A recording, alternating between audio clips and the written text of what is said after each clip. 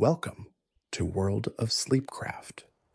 Tonight we explore the complete story of Kil'jaeden the Deceiver, one of the most powerful and influential villains in the history of Warcraft.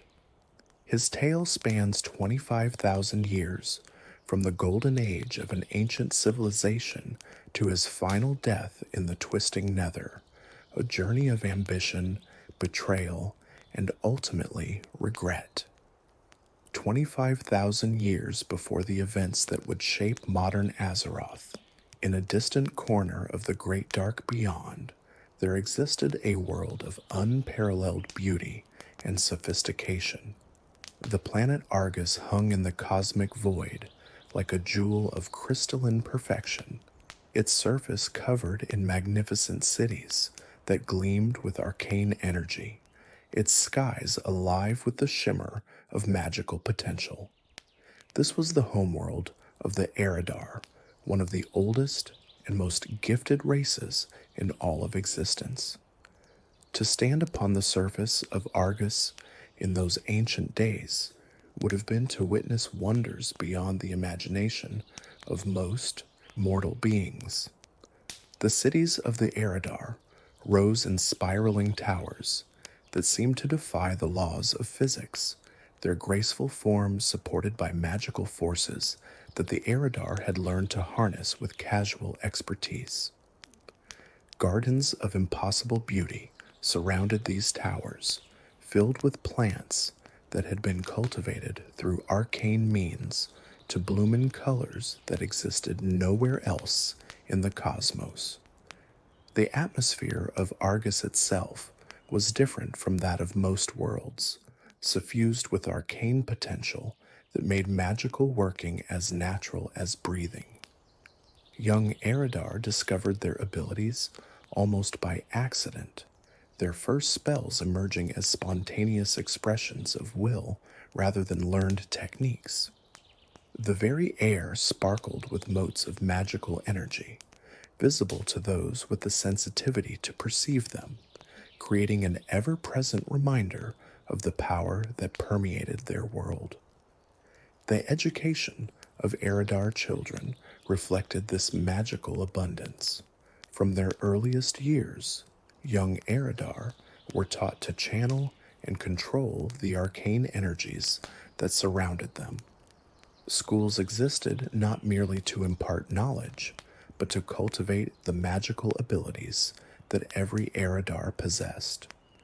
The curriculum combined what other races would consider advanced sorcery with basics like reading and arithmetic, treating magic as simply another fundamental skill that every civilized being should master. The social structure of Eredar society revolved around magical accomplishment. Those who demonstrated exceptional ability rose to positions of prominence, while those with more modest talents found their places in occupations that required less arcane expertise. This was not considered unjust by the Eredar, who saw magical ability as the most fundamental measure of worth. A being's value lay in what they could contribute to the collective understanding, and nothing contributed more than advancement in the arcane arts. The streets of these cities hummed with magical energy, pathways of light that carried the Eredar from place to place without the need for physical locomotion. Fountains of pure arcane power decorated the public squares, their waters imbued with healing properties that kept the Eredar population healthy and long-lived. The architecture itself was alive in a sense, buildings that had been so thoroughly infused with magic that they responded to the needs of their inhabitants, expanding or contracting, heating or cooling, adapting themselves to serve those who dwelt within them. The Eredar themselves were beings of striking appearance, tall and graceful, with skin that ranged from pale blue to deep purple. Their faces were marked by features that seemed designed for contemplation, high foreheads that suggested the powerful minds contained within, eyes that glowed with inner light, reflecting the magical potential that coursed through their veins. They moved with a dignity that spoke of ancient civilization, of countless generations of refinement and sophistication. The eredar were beings of extraordinary intelligence and natural magical affinity. Where other races struggled to master even the basics of arcane manipulation, the eredar wielded magic as easily as breathing. Their civilization had flourished for countless millennia, built upon foundations of knowledge-seeking and the relentless pursuit of understanding. They constructed vast libraries that contained the accumulated wisdom of ages, developed magical technologies that other races could scarcely comprehend, and achieved a level of cultural sophistication that made them the envy of any who encountered them. But what truly set the eredar apart was not merely their magical prowess or their intellectual achievements. It was their unity of purpose, their shared dedication to unraveling the mysteries of the cosmos. The eredar believed that the universe held secrets of profound importance, answers to questions that lesser minds had never thought to ask. They dedicated themselves to finding those answers, to peeling back the layers of reality and understanding the fundamental nature of existence itself. At the height of this golden civilization, three figures rose to positions of supreme leadership. These three eredar, each brilliant beyond measure in their own way, came to guide their people through what seemed like an era of endless possibility. They were called the Triumvirate, and their names would echo through the ages, long after their choices reshaped the cosmos. The first was Velen, a prophet gifted with visions of possible futures. His wisdom was legendary, even among a race of geniuses, and his connection to forces beyond the material world gave him insight that others could not match. Velen saw the currents of destiny as they flowed through time, and he used this gift to guide his people away from paths that led to destruction and toward those that promised prosperity. The second was Archimonde, a being of tremendous magical power and fierce ambition. Where Velen sought understanding through contemplation, Archimonde pursued it through action. He was hungry for power, eager to push the boundaries of what was possible, impatient with anything that seemed to limit the eredar's potential. His strength made him invaluable to the Triumvirate, though his ambition sometimes concerned his colleagues. And the third was Kil'jaeden. Among a race of geniuses, Kil'jaeden stood apart. His intellect was so vast, his capacity for strategic thinking so profound, that even his fellow eredar looked upon him with something approaching awe. He was fascinated by the secrets of the cosmos, driven by an unquenchable thirst to understand the underlying nature of reality. Kil'jaeden believed that somewhere in the depths of space and time lay the answer to the most important question of all. What was the fundamental flaw of the universe, and how could it be corrected? This question consumed him. It drove his research, shaped his philosophies, and defined his vision for what the eredar could become. Kil'jaeden saw his people as the instruments through which this cosmic puzzle might finally be solved. With their combined intellect and magical ability, he believed, the eredar could unlock secrets that had remained hidden since the dawn of creation. But Kil'jaeden was not merely a cold intellect pursuing abstract knowledge. He was also capable of deep and genuine friendship. His closest companion was Velen, the prophet who had risen alongside him to lead their people. The two had known each other for longer than either could easily remember, had grown together from promising young eredar into the leaders of their civilization. Kil'jaeden viewed Velen as a brother, in all but blood, loved him with an intensity that would make his eventual betrayal all the more devastating. The bond between Kil'jaeden and Velen was the foundation upon which much of their shared leadership rested, where Kil'jaeden's brilliance sometimes led him toward cold calculation. Velen's wisdom tempered him with compassion, where Velen's prophetic nature sometimes made him hesitant to act. Kil'jaeden's drive pushed them forward.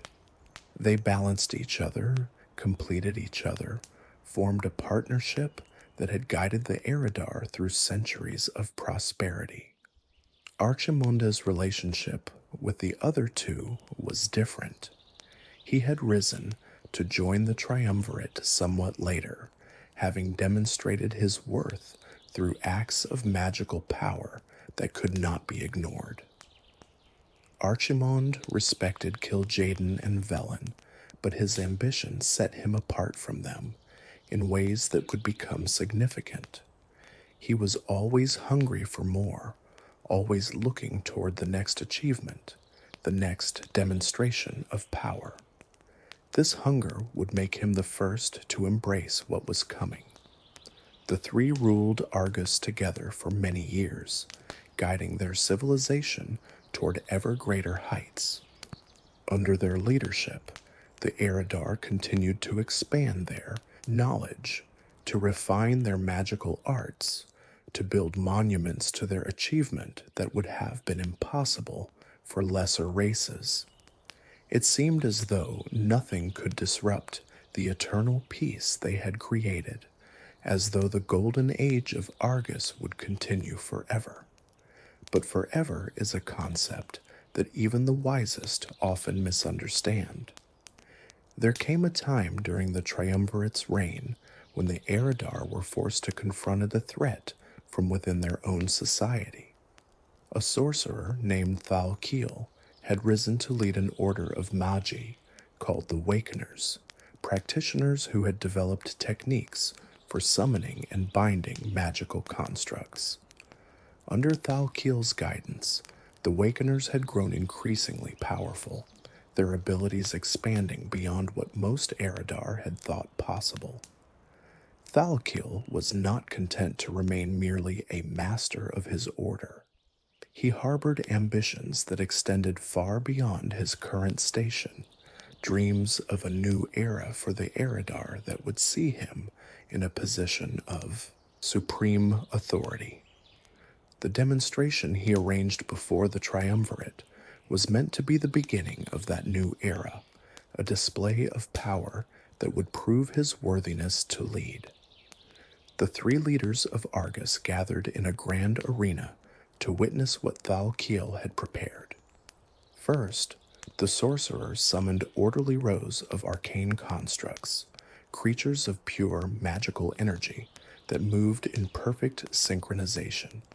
The display was impressive, demonstrating a level of control that few eredar could match. But it was only the beginning.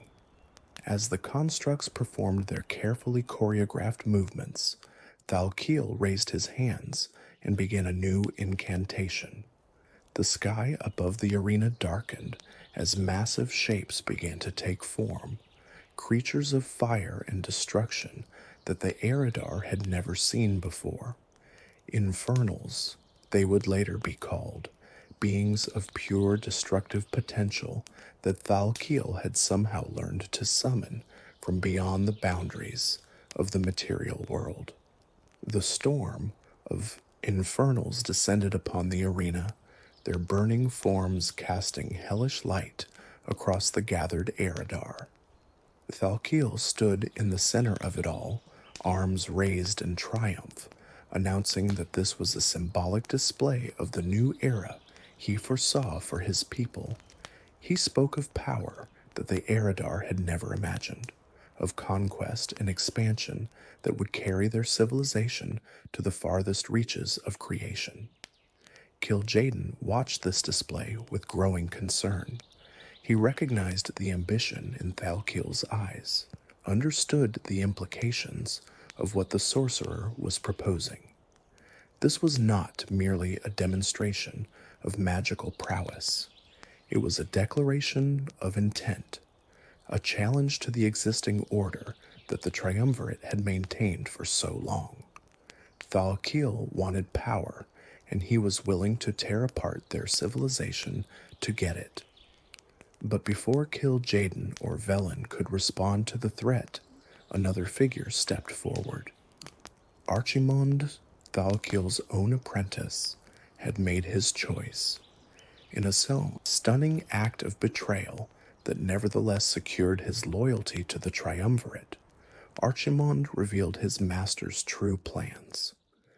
The night before, what was supposed to be a coup, the ambitious young eredar had informed Kil'jaeden and Velen of everything Thal'Kiel intended.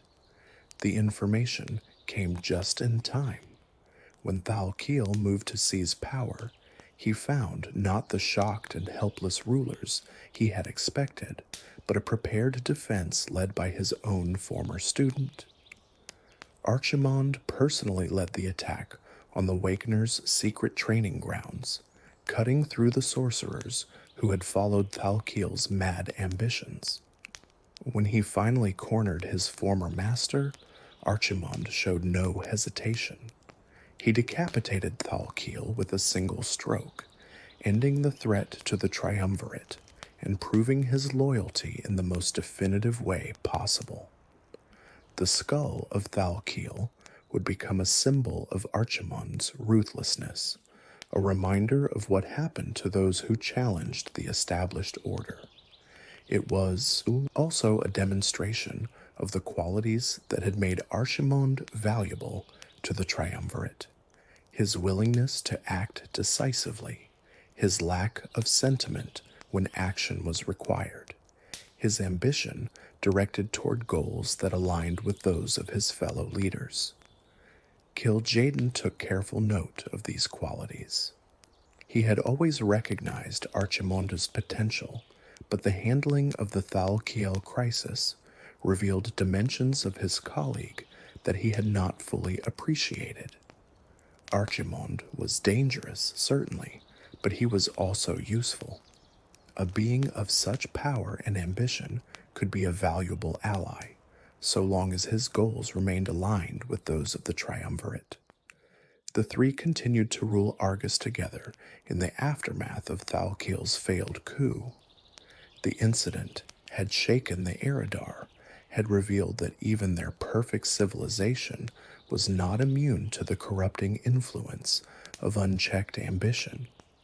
But under the Triumvirate's guidance, order was restored, the Wakeners were dissolved, and peace returned to Argus. The decades that followed the Thal'Kiel incident saw the Triumvirate consolidating their authority in ways both subtle and overt.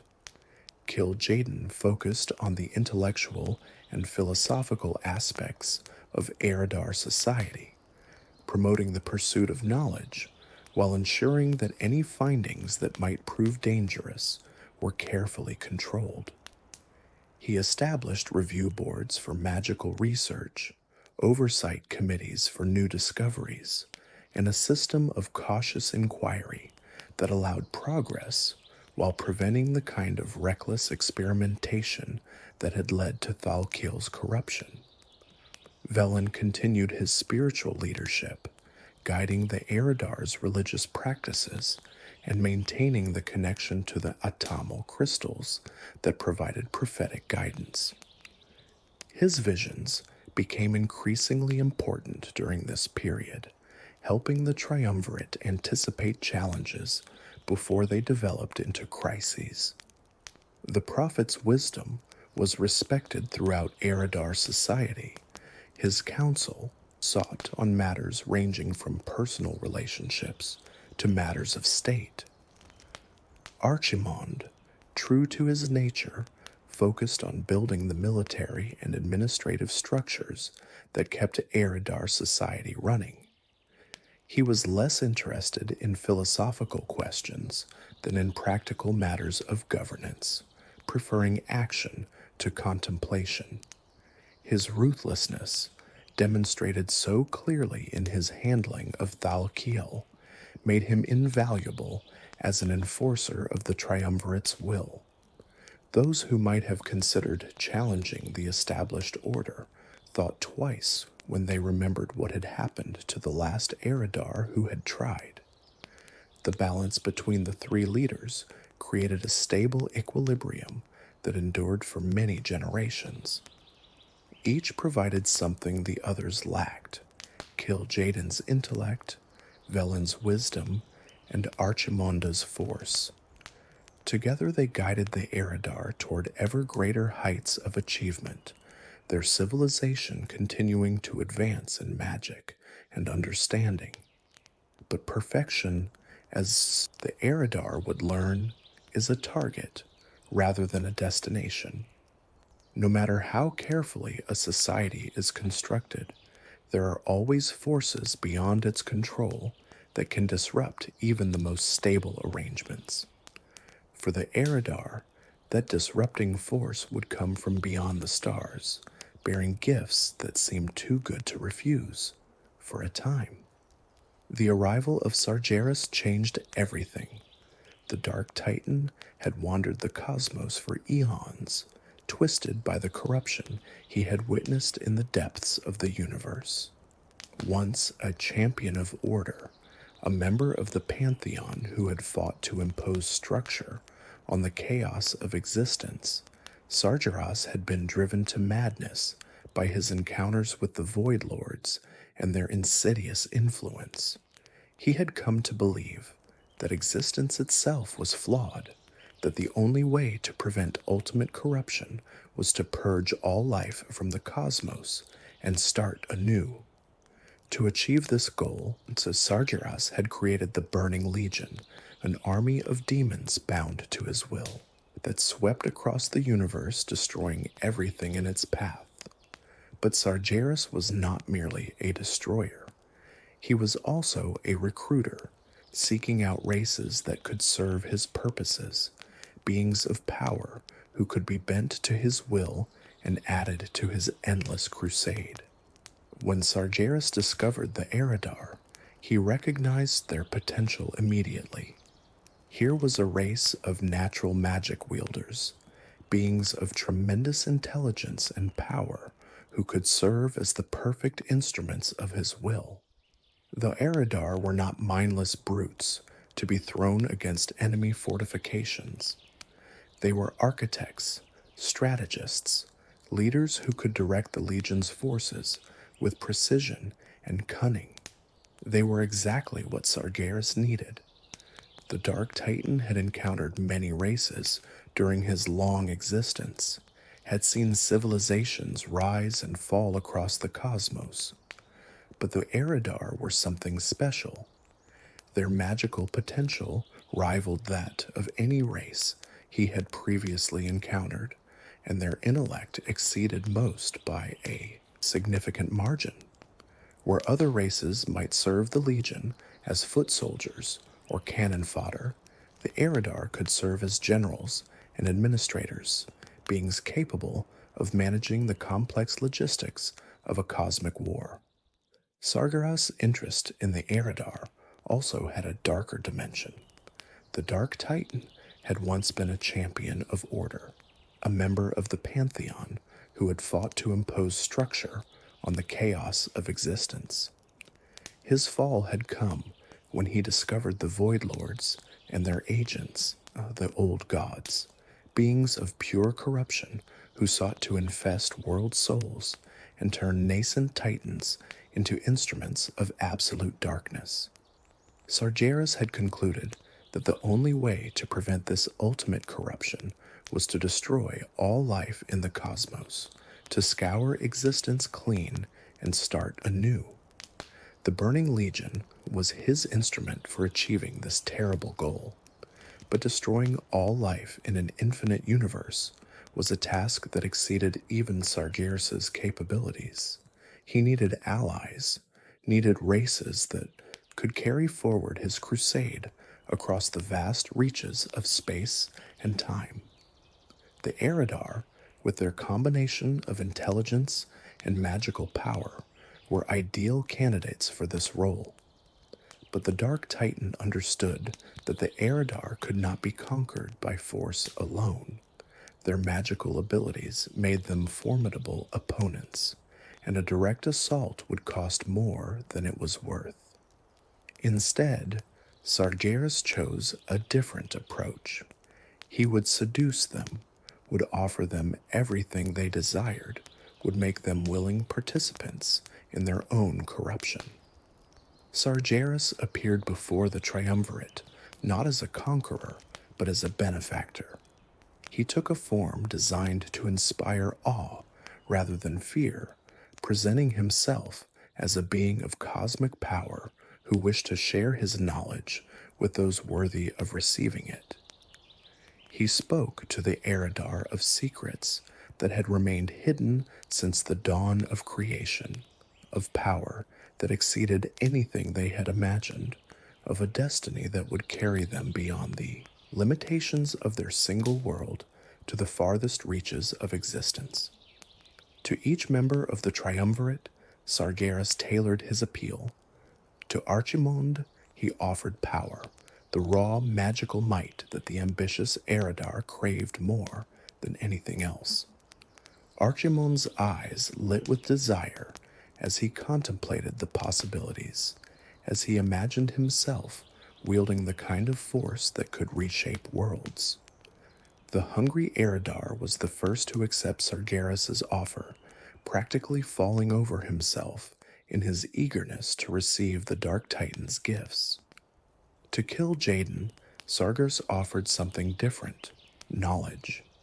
The Dark Titan spoke of the fundamental nature of the universe, of the flaw that Kil'jaeden had spent his existence trying to identify, of the truth that lay hidden beneath the surface of reality. Sargeras claimed to have the answers that Kil'jaeden sought, promised to share them with the eredar if only he would join the crusade that could correct existence's mistakes. Kil'jaeden was captivated. Here, at last, was someone who seemed to understand his deepest drives, who recognized the importance of the questions that had consumed him for so long.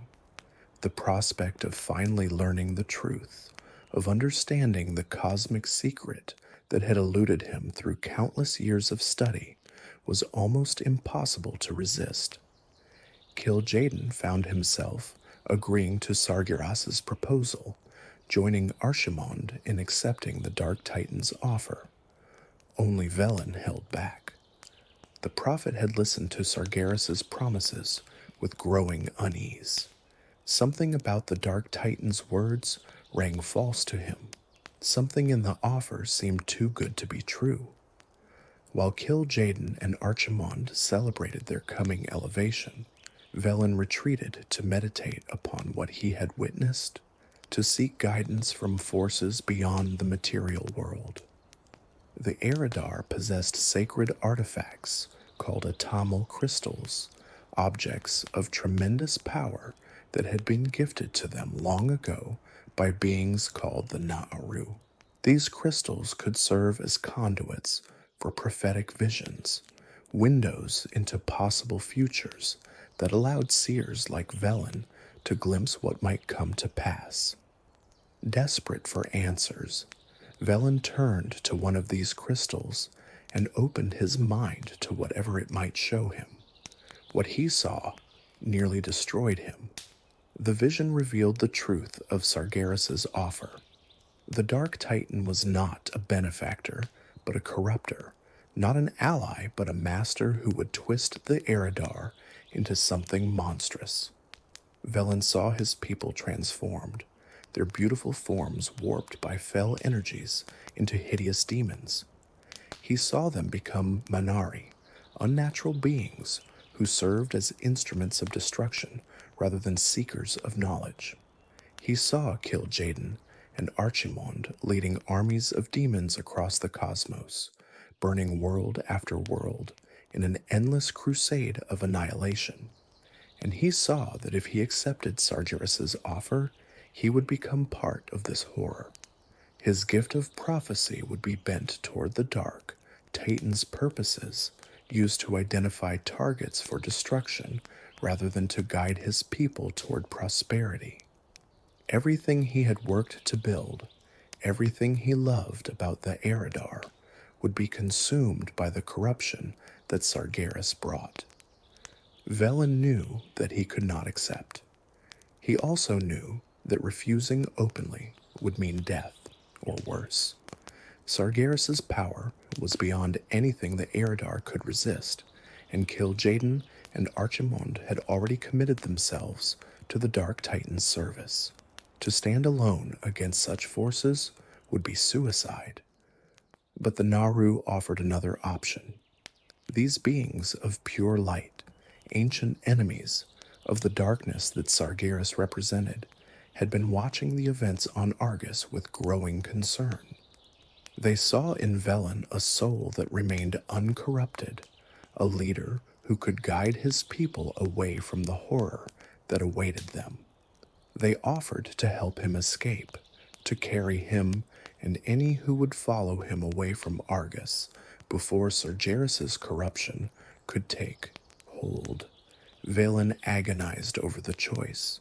Fleeing meant abandoning his world, abandoning the civilization he had helped to build, abandoning Kil'jaeden, the friend he loved like a brother. Part of him wanted to stay, to try to convince Kil'jaeden of the truth, to fight against the corruption, even if it meant his death.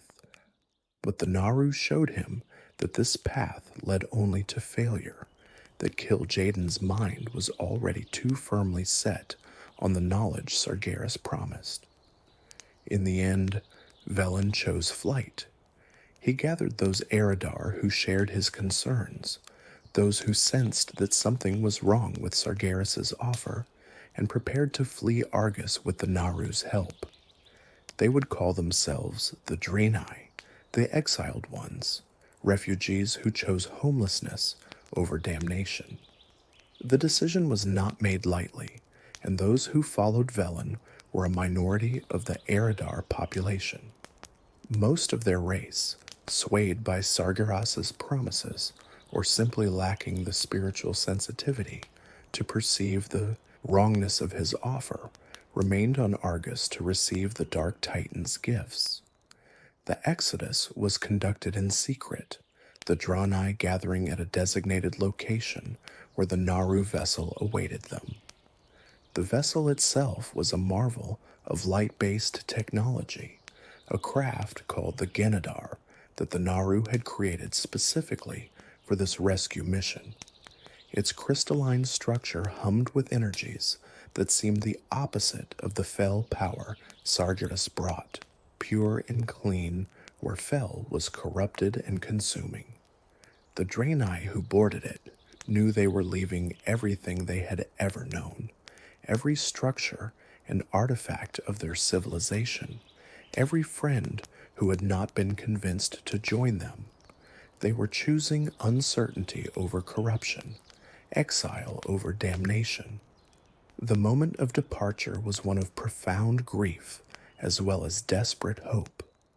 As the Genedar rose from Argus's surface and accelerated into the void between worlds, those aboard looked back at the planet that had been their home since their race's beginning. They saw its beautiful cities, its magnificent towers, its gardens of impossible beauty, and they knew they would never see any of it again, that everything they were leaving behind would be transformed into something monstrous by the power that Kil'jaeden and Archimonde had embraced. But their escape did not go unnoticed. Kil'jaeden had been preparing to receive Sargeras' gifts when he learned of Velen's treachery. Word reached him that his closest friend, the brother he had loved for longer than most races existed, was fleeing Argus rather than accepting the glorious future the Dark Titan offered. The news struck Kil'jaeden like a physical blow, shattering something fundamental in his understanding of himself and his world. At first, he could not believe it. There must be some mistake, some misunderstanding that could be cleared up. Velen would never truly abandon him, would never reject the opportunity they had been given. Kil'jaeden had known the prophet for millennia, had shared everything with him, had trusted him more than any other being in existence. Such a friend could not simply walk away. But as more reports came in, as Kil'jaeden learned the full scope of Velen's defection, denial gave way to fury. The eredar who had seemed incapable of hatred discovered that emotion boiling within him, a rage more intense than anything he had ever experienced. Velen's flight was not merely a tactical decision or a philosophical disagreement. It was a personal rejection, a repudiation of everything Kil'jaeden had offered, a declaration that their friendship meant less to Velen than the unfounded fears that drove him away. Kil'jaeden unleashed his newly acquired demonic powers against the fleeing draenei, determined to stop them before they could escape. The energies that Sargeras had granted him were vast beyond anything he had wielded before, but his rage made him careless. His hatred clouded his judgment. The Naru who aided the draenei were able to slip their vessel away from Argus just before Kil'jaeden's attacks could destroy it. The escape enraged Kil'jaeden beyond reason. He watched the fleeing ship vanish into the void between worlds, carrying Velen and his followers away from everything they had known, and he swore an oath that would define the rest of his existence. He would find Velen. He would hunt the draenei across every corner of the cosmos. He would make them pay for their betrayal, would demonstrate to Velen the terrible mistake he had made in rejecting Sargeras' gifts. The obsession that took hold of Kil'jaeden in that moment would never truly release him. For the next 25,000 years, through all the schemes and manipulations that would make him one of the most feared beings in existence, the hunt for Velen remained at the center of his thoughts. Other eredar might have moved on, might have accepted the loss and focused on the greater goals of the burning Legion, but Kil'jaeden could not let go. The wound Velen had inflicted was too deep, the betrayal too personal. Sargeras recognized the potential in Kil'jaeden's hatred and cultivated it carefully. The Dark Titan gave Kil'jaeden responsibilities that aligned with his obsessive nature, tasks that would channel his rage into useful purposes. While Archimonde was appointed as the field commander of the Legion's armies, directing troops and overseeing military invasions, Kil'jaeden was given a different role. He would be the Legion's recruiter, the being responsible for identifying new races that could be bent to Sargeras' will and incorporating them into the endless crusade. This role suited Kil'jaeden perfectly. His vast intelligence, his capacity for long-term planning, his patience when it served his purposes, all of these qualities made him ideal for the work of subversion and manipulation. He learned to approach potential recruits as Sargeras had approached the eredar, offering them what they most desired, playing on their weaknesses and ambitions. He became known as the Deceiver, a title that reflected his preferred methods and his mastery of lies. Among his first great achievements was the enslavement of the Nathrezim, the Dreadlords. These demonic beings were themselves masters of manipulation, creatures who fed on fear and specialized in corrupting mortal civilizations. Bringing them under the Legion's control required all of Kil'jaeden's cunning, all of his patience, all of his willingness to use whatever methods proved effective. The exact circumstances of how he accomplished this feat have never been fully revealed, but the result was clear. The Dreadlords became some of the Legion's most valued agents, and Kil'jaeden's reputation as a manipulator without equal was secured. The Dreadlords would prove invaluable to Kil'jaeden's future schemes.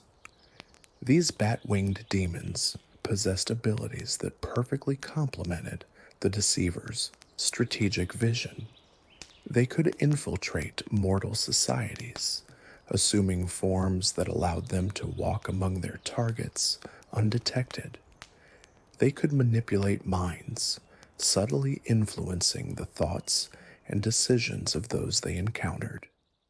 They could corrupt institutions from within, turning once noble organizations toward dark purposes that served the Legion's goals. Kil'jaeden employed the Dreadlords as scouts and agents across the cosmos. They would identify potential targets for the Legion's attention, assess the strengths and weaknesses of civilizations that might be conquered or corrupted, and prepare the ground for Kil'jaeden's more direct interventions. The intelligence they provided was invaluable, allowing the Deceiver to craft plans that exploited each target's specific vulnerabilities. The Dreadlords also served as administrators within the Legion's hierarchy, managing the countless details of a cosmic war that spanned uncountable worlds. They coordinated supply lines, organized troop movements, and ensured that the Legion's various campaigns proceeded according to plan. This administrative function freed Kil'jaeden to focus on the grand strategy, secure in the knowledge that capable subordinates were handling the operational details. But the Dreadlord's most important function was in the corruption of mortal races. They would infiltrate societies that the Legion wished to bring under its control, identify individuals who might be susceptible to demonic influence, and begin the slow process of turning those individuals into instruments of the Legion's will. This approach was slower than direct military conquest, but it often proved more effective in the long term. Societies that were corrupted from within rarely even realized what had happened until it was too late. Meanwhile, the transformation of the eredar who had remained on Argus continued. Sargeras bathed them in fell energies, twisting their forms into demonic shapes that reflected their new nature. Their skin took on hues of red and corruption. Their features became more bestial, horns sprouted from their heads, and some developed wings that allowed them to soar through the twisting nether. These transformed eredar were called Manari by those who had escaped, a word in the eredar tongue meaning unnatural beings. Kil'jaeden embraced his transformation fully. The fell energies enhanced his already formidable magical abilities, granted him powers that dwarfed anything he had wielded as a mortal eredar. He grew in size and presence, becoming a towering figure of crimson skin and burning eyes, a being whose very appearance inspired terror in those who beheld him.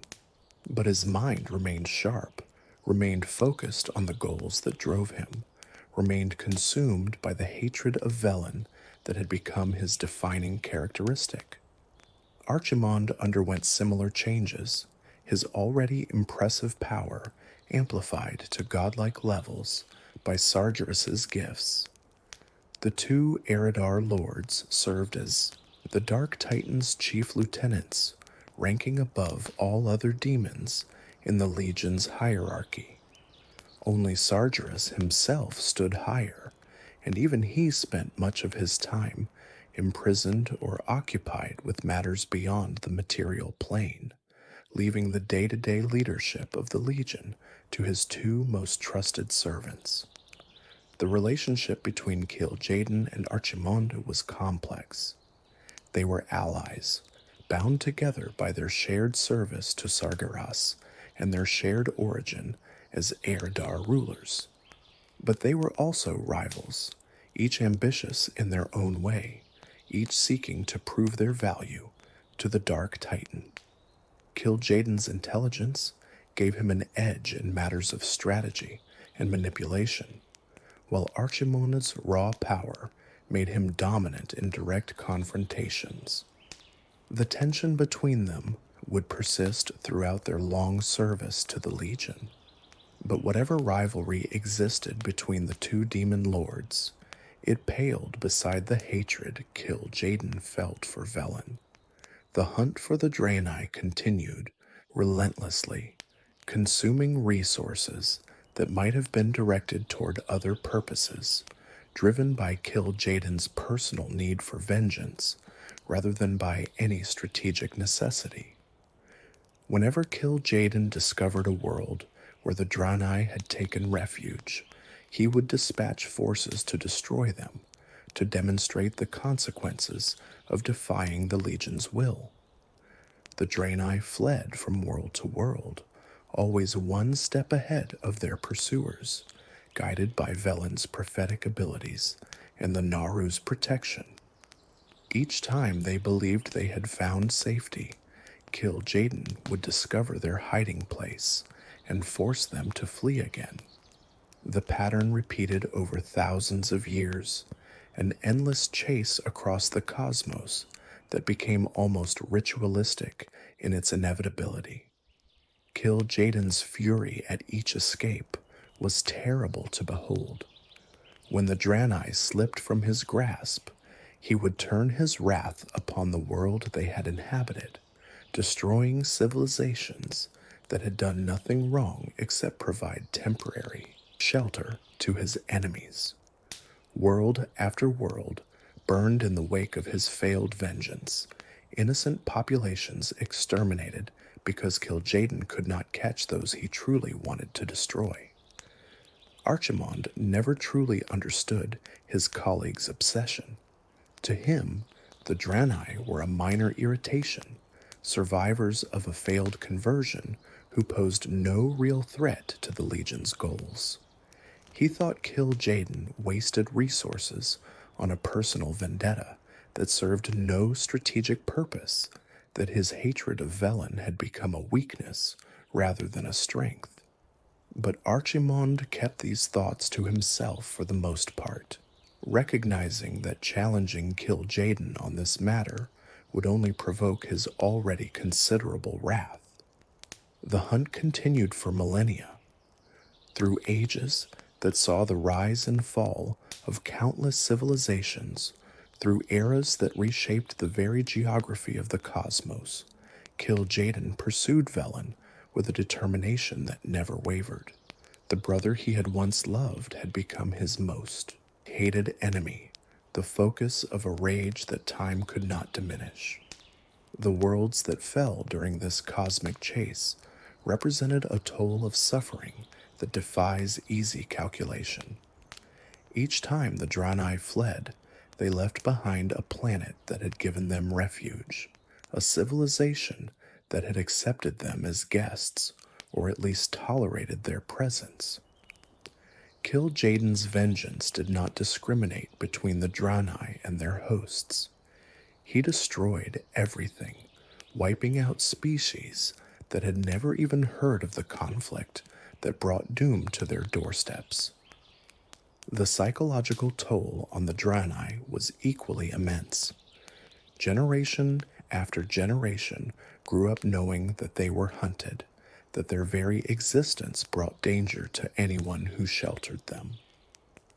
Some draenei began to question whether they had the right to settle anywhere, whether their presence was a curse that they should not inflict on innocent worlds. Others grew bitter, their faith in the light tested by centuries of suffering that showed no sign of ending. Velen himself bore perhaps the heaviest burden. As the leader who had chosen flight over acceptance, he felt responsible for every death that resulted from that choice. The worlds that burned because the draenei had lived there, the species that went extinct because Kil'jaeden's wrath could not be satisfied, the draenei themselves who died during flights that never truly ended, all of these weighed upon the prophet's soul. His faith remained strong, but it was a faith tested by fire over and over again. The Naru who protected the draenei shared in this burden. These beings of light had committed themselves to opposing the darkness that Sargeras represented, and the draenei were their chosen champions in that struggle. The Naru sacrificed themselves repeatedly to ensure the draenei's escape, their brilliant forms dimming and sometimes dying entirely to power the spells and shields that kept their charges alive. Each Naru death was a loss that the survivors mourned deeply, even as they continued their eternal flight. Approximately 13,000 years before the present, the draenei found a world that seemed perfect for their needs. It was a lush planet of rolling plains and towering mountains, inhabited by primitive races that posed no threat to the refugees from Argus. The draenei named this world Draenor, which meant exile's refuge in their tongue, and they began to build a new civilization among its forests and valleys. The beauty of Draenor was striking even to a race that had seen many worlds during their long exile. The Nagrand plains stretched for hundreds of miles, their grasses waving in perpetual breezes that carried the scent of wildflowers and clean water. The forests of Terokar and Shadowmoon were dense with ancient trees whose canopies filtered the light into dappled patterns on the forest floor. The mountains of Gorgrond rose in jagged peaks that scraped the clouds, their slopes home to creatures that the draenei had never encountered before. The Naru vessel that had carried the draenei across the cosmos, a craft they called the Genedar, came to rest in the region that would later be known as Nagrand. From this landing site, the draenei began to spread across their new world, establishing settlements that grew over the centuries into proper cities. Shatrath, in the forests of Terokar, became their greatest achievement, a metropolis of towering spires and beautiful gardens that rivaled the cities they had left behind on Argus. The native inhabitants of Draenor reacted to the newcomers in various ways. The Arakoa, a race of bird-like creatures who had built their own civilization in the forests, maintained a cautious distance from the draenei, neither welcoming nor rejecting them. The ogres, massive and brutal beings who occupied the northern regions, showed little interest in the blue-skinned newcomers as long as they kept to their own territories. The Gron, even larger and more dangerous than the ogres, were forces of nature that all intelligent races learned to avoid. But it was the orcs who would prove most significant to the draenei's fate. These green-skinned people, who were actually brown-skinned at this time before fell corruption changed them, lived in clans across the world's plains. They were shamans who communed with the elemental spirits, warriors who fought with a fierce honor, hunters who knew every inch of their territories. The draenei recognized in them a people of potential, and over the centuries, a relationship of cautious respect developed between the two races. Trade routes connected draenei cities with orcish settlements, allowing the exchange of goods and occasionally ideas. Some draenei learned the orcish tongue, and some orcs developed a basic understanding of the draenei language. Children of both races sometimes played together at the borders between their territories, forming friendships that their parents watched, with a mixture of hope and concern. For thousands of years, the draenei lived in relative peace on Draenor. They constructed great cities, developed relationships with some of the native races, and practiced the ways of the light that the Naru had taught them. Velen continued to lead his people with wisdom and foresight, guiding them toward a future that he hoped would finally be free from Kil'jaeden's shadow. But the Deceiver's reach extended further than Velen had imagined. Kil'jaeden's agent, Talgath, a former friend of Velen who had remained on Argus and embraced corruption, eventually discovered the draenei's hiding place. When he reported his findings to Kil'jaeden, the Demon Lord's joy was terrible to behold. After so many millennia of pursuit, after so many failed attempts to catch his hated enemy, Kil'jaeden finally knew where Velen had hidden himself. But Kil'jaeden had learned from his previous failures. Each time he had sent the Legion directly against the draenei, Velen had simply fled, using the Naru's vessel to escape to another world.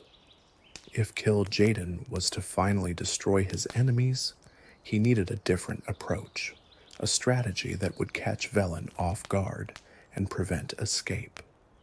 Looking at Draenor, Kil'jaeden saw the answer to his problem.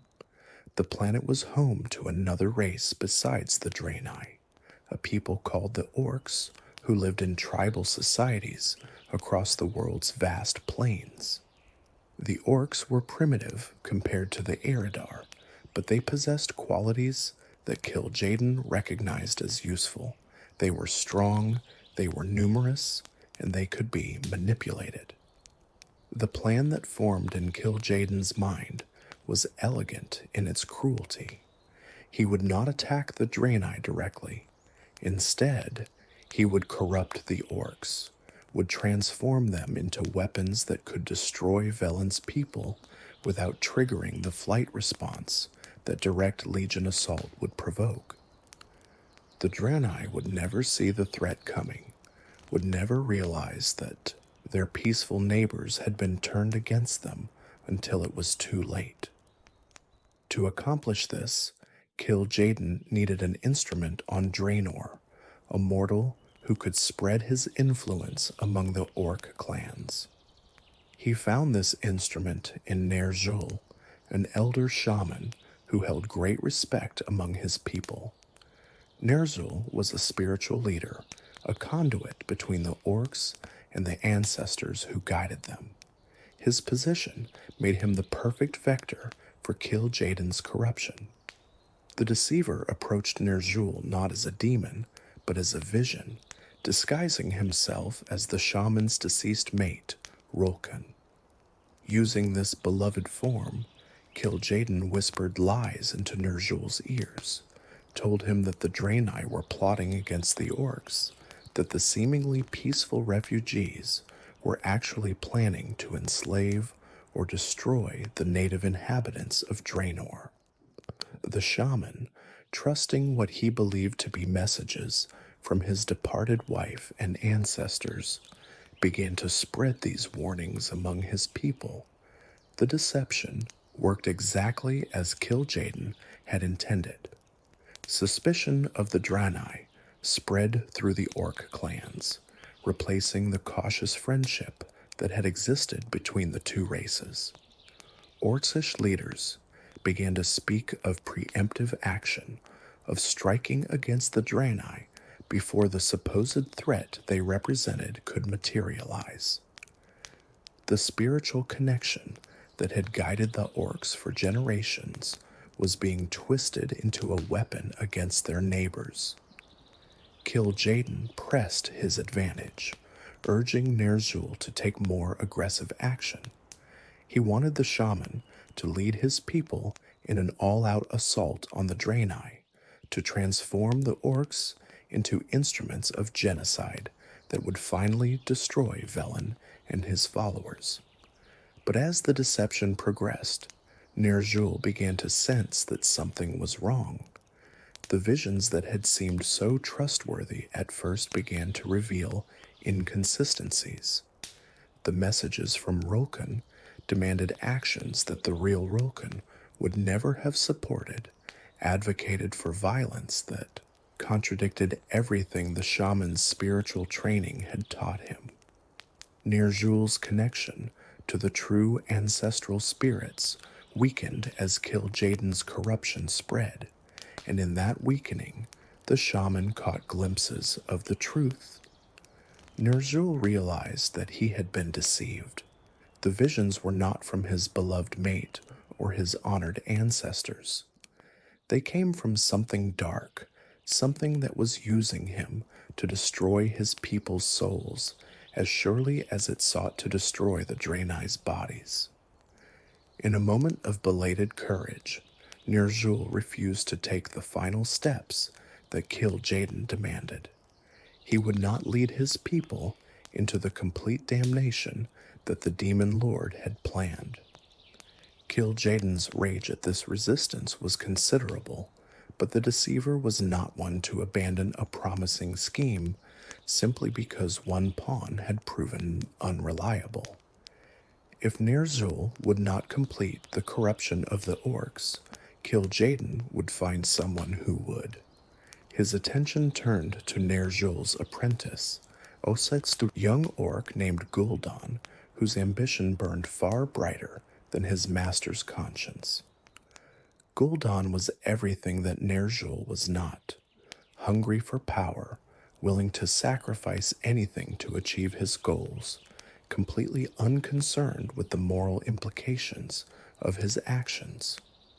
When Kil'jaeden approached him with offers of knowledge and might beyond anything the young orc could have imagined, Gul'dan accepted without hesitation.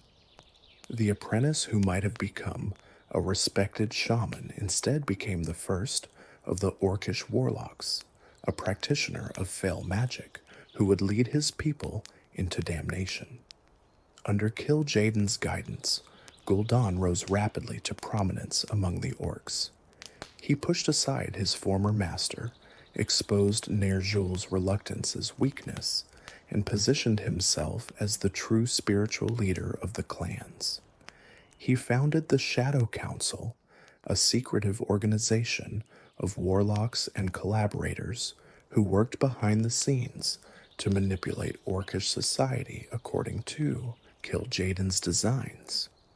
The Shadow Council became the hidden government of orcish society, a cabal of puppet masters who pulled the strings while appearing to defer to the public leadership of the Horde.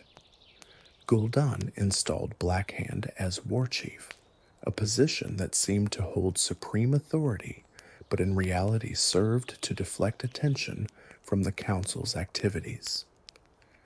Blackhand was a formidable warrior and a capable administrator, but he was also susceptible to the council's manipulation, his decisions subtly guided by advisors who reported directly to Gul'dan.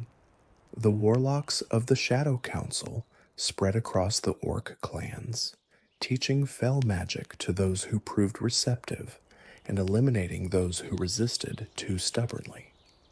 They established schools of dark learning where young orcs could be indoctrinated in the new ways, institutions that produced generation after generation of warlocks bound to the Legion's service. The shamanic traditions that had once defined orcish spirituality were suppressed, their practitioners marginalized or killed. Kil'jaeden observed these developments through the eyes of his Dreadlord agents, who had established a presence on Draenor alongside Gul'dan's warlocks. The demons provided guidance and resources, ensuring that the corruption proceeded according to plan. They also served as a check on Gul'dan's ambitions, reminding him that his power derived from the Legion and that any attempt at independence would be swiftly punished. The physical transformation of Draenor accelerated as the fell energies spread. What had once been a world of verdant plains and pristine forests became increasingly barren, the life being literally drained from the land to fuel the warlock's magic. Rivers ran sluggish with corruption, animals fled or mutated into twisted versions of their former selves, and the sky itself took on a reddish tinge that spoke of the demonic influence permeating the world. The orcs did not understand what was happening. To their world, could not see how the power they had embraced was destroying the very land that had sustained them. Those who raised concerns were dismissed as cowards or killed as traitors, the Shadow Council brooking no dissent in the march toward complete corruption. The few who managed to maintain some independence, like Durotan and the Frostwolves, were increasingly marginalized, their warnings ignored by a society drunk on the power of fell magic. The transformation of the orcs accelerated under Gul'dan's leadership. Fell magic spread through the clans, replacing the natural shamanic traditions that had guided the orcs for generations. The connection to the ancestral spirits was severed, replaced by bonds to demonic powers that fed on rage and violence. The gentle fields and streams of Draenor began to wither as the fell energies polluted the world's natural balance. Kil'jaeden watched these developments with satisfaction. His revenge against Velen was finally taking shape, not through direct assault, but through the corruption of an entire race that would serve as the instrument of draenei destruction. The orcs were becoming exactly what he needed, a weapon forged from hatred and fell fire, aimed directly at his hated enemy. The final step in the orcs' corruption came when Gul'dan summoned the demon Manaroth to Draenor. Manaroth was a pit lord of tremendous power, one of the most feared creatures in the Burning Legion's armies. Under Kil'jaeden's direction, Gul'dan collected blood from Manaroth and offered it to the assembled orc chieftains, promising that it would grant them the power to crush their enemies. Almost all of the chieftains drank the demon's blood. The fell energies it contained completed their transformation, turning their skin green, amplifying their aggression, and binding them irrevocably to the Burning Legion's service. Only a few refused, including Durotan of the Frostwolf clan, who sensed the corruption in what Gul'dan offered and forbade his people from partaking. But the dissenters were too few to change the course of events. With the orcs fully corrupted and organized into a unified horde under the puppet warchief Blackhand, Kil'jaeden finally had the weapon he had spent years forging. The time had come to unleash it against the draenei. The war against the draenei began with skirmishes that escalated rapidly into full-scale genocide. The orcs, their minds clouded by fell corruption and their hearts filled with manufactured hatred, fell upon their former neighbors with savage fury. The draenei, unprepared for the sudden assault from a people they had considered friends, were overwhelmed. The nature of this war was particularly cruel because of the relationship that had existed between the two races before Kil'jaeden's manipulation. The orcs and draenei had lived on Draenor together for centuries, maintaining a cautious but generally peaceful coexistence. The draenei had respected the orcs' connection to the land and their ancestral traditions. The orcs, in turn, had viewed the strange blue-skinned newcomers with wariness, but not hostility. Trade between the two peoples had developed over time, and some individual friendships had formed across the racial divide. All of that history was swept away by the hatred Kil'jaeden had manufactured.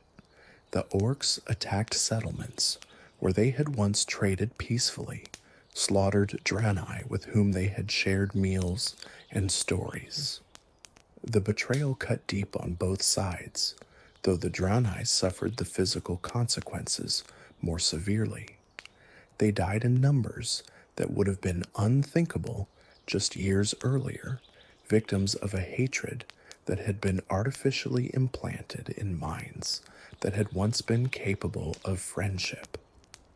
Kil'jaeden had designed this particular cruelty deliberately. He wanted Velen to understand that nowhere was safe, that even races that seemed friendly could be turned into instruments of destruction. The message was clear. No matter where the draenei fled, no matter what alliances they formed, Kil'jaeden could corrupt their neighbors and use them as weapons. The prophet who had escaped Argus would never escape the Deceiver's reach. The orc clans conducted their campaign with ruthless efficiency. They attacked draenei outposts first, cutting off isolated communities before moving against the larger population centers. Refugees who fled one attack often ran directly into another, the orcs having anticipated their movements and positioned forces to intercept them. It was a strategy that spoke of planning and coordination, of a mind that could see many moves ahead and arrange events to achieve maximum devastation. That mind, of course, was Kil'jaeden's. Though he remained in the twisting nether, directing events through his connection to Gul'dan and the Shadow Council, his influence was felt in every aspect of the campaign. The demons who advised the orcish warlocks passed along suggestions that always proved devastatingly effective. Supply lines were disrupted with suspicious precision, defensive positions were flanked with uncanny accuracy, and every draenei attempt to organize resistance was somehow countered before it could gain momentum. The draenei fought back as best they could. Their warriors took to the field against the orcish hordes. Their priests called upon the light to shield their people from harm, and their leaders organized evacuations of civilian populations to locations they hoped might prove defensible. But they were fighting against forces they did not fully understand, against a corruption that had perverted the very fabric of orcish society. For every victory they achieved, a dozen defeats followed. Kil'jaeden observed the slaughter with profound satisfaction. After so many millennia of pursuit, after so many failed attempts to destroy Velen and his followers, his revenge was finally being realized. The draenei died by the thousands, then by the tens of thousands, cut down by orcish blades and burned by fell fire. Their cities were demolished, their temples desecrated, their sacred artifacts stolen or destroyed. The massacre at Shatrath was the culmination of this campaign of extermination. Shatrath had been one of the draenei's greatest cities, a center of their culture and their worship of the light. Kil'jaeden ordered Gul'dan to lead the full might of the horde against it, to make an example that would demonstrate the consequences of defying the Burning Legion's will. The assault on Shatrath was brutal beyond description. The orcs swept through the city like a tide of destruction, killing everyone they encountered, showing no mercy to civilians or combatants alike. The draenei defenders fought bravely, but were hopelessly outnumbered, their magic insufficient against the fell-empowered fury of the Horde. By the time the battle ended, the city lay in ruins, and its streets ran with blood. Some draenei survived the genocide, fleeing to the remote corners of Draenor where the orcs had not yet reached. Velen himself escaped the slaughter, his prophetic abilities warning him just in time to avoid capture. But the damage was catastrophic.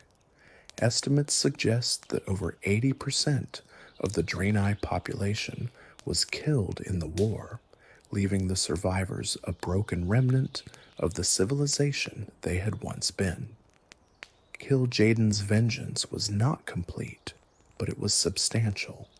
He had destroyed most of the race that had escaped Argus so long ago, had demonstrated to Velen the terrible price of his betrayal. The few draenei who remained posed no threat to the Legion's plans, scattered refugees hiding in caves and wilderness, while the orcs celebrated their victory. But the orcs had been created for purposes beyond merely destroying the draenei. Kil'jaeden had always intended them to serve a larger goal, the conquest of Azeroth. This world, which had thwarted the Legion's invasion 10,000 years earlier at the hands of the Night Elves and their allies, remained a target of tremendous importance. If the orcs could weaken Azeroth's defenders before the Legion arrived, the second invasion might succeed where the first had failed. The portal that connected Draenor to Azeroth was opened through the combined efforts of Gul'dan and the corrupted human mage Medivh, who had been possessed by the spirit of Sargeras himself. The Horde poured through this dark portal and fell upon the human kingdoms of Azeroth, beginning the first war that would devastate the land and set in motion events that continue to shape the world to this day. The connection to Medivh was itself a result of Kil'jaeden's manipulation, though the Demon Lord's role was indirect. Sargeras, seeking entry points to Azeroth, had planted a portion of his essence within the human child who would grow up to become the guardian of Tirisfal. This corruption had festered for decades, gradually twisting Medivh's mind until he became a willing tool of the Legion's designs.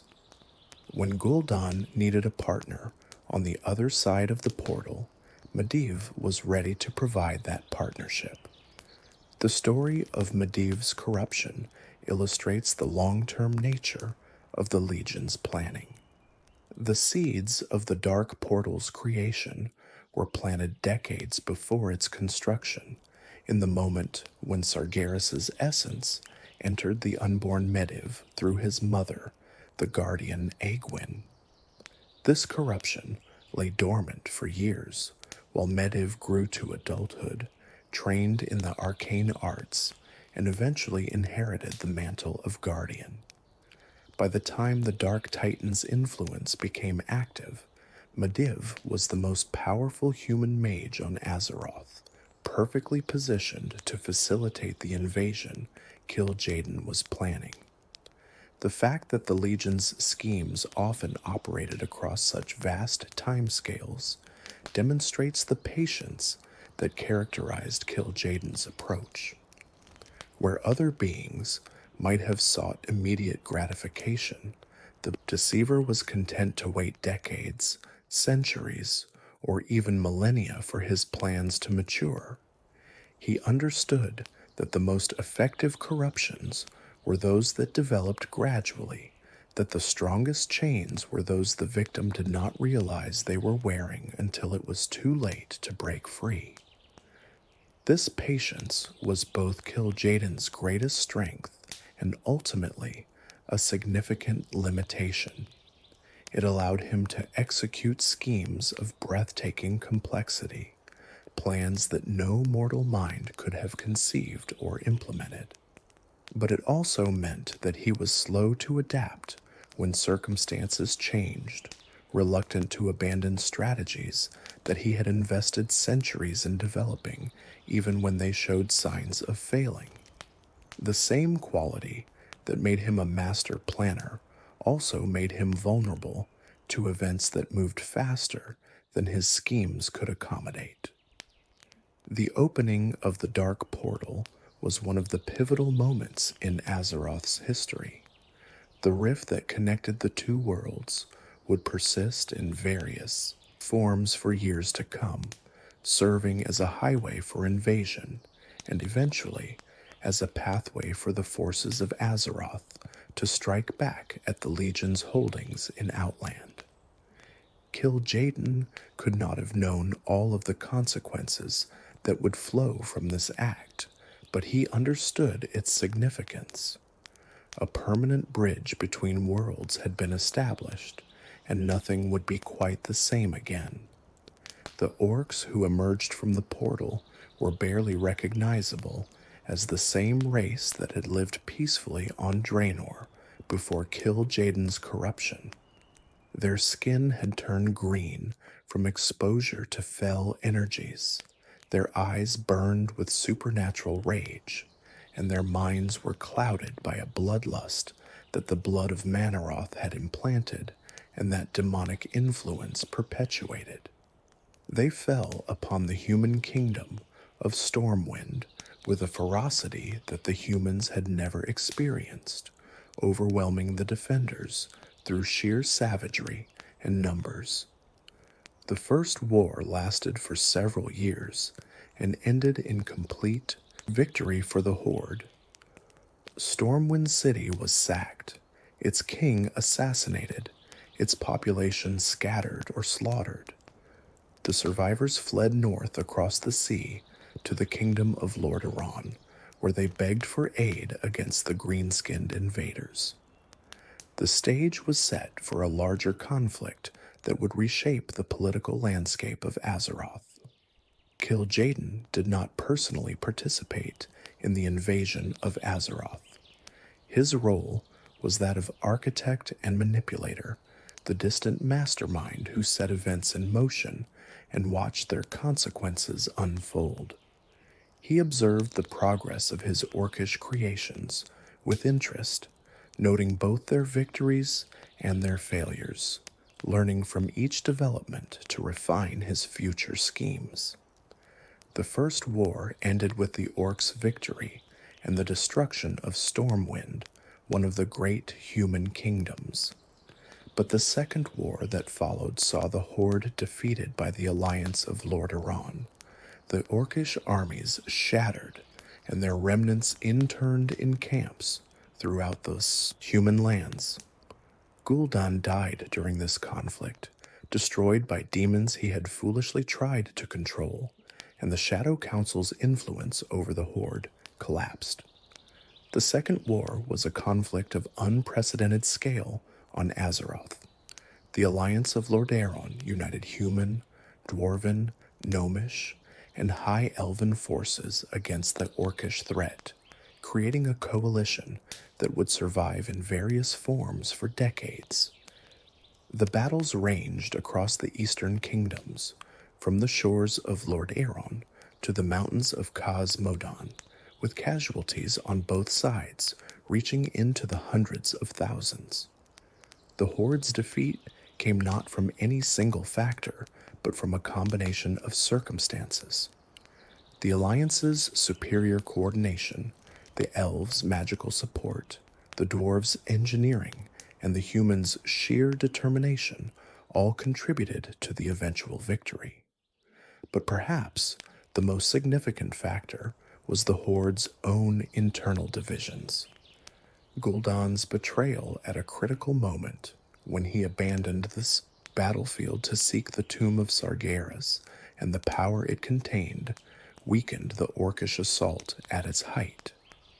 Gul'dan's death on the Broken Shore was a fitting end for a warlock who had served Kil'jaeden so faithfully.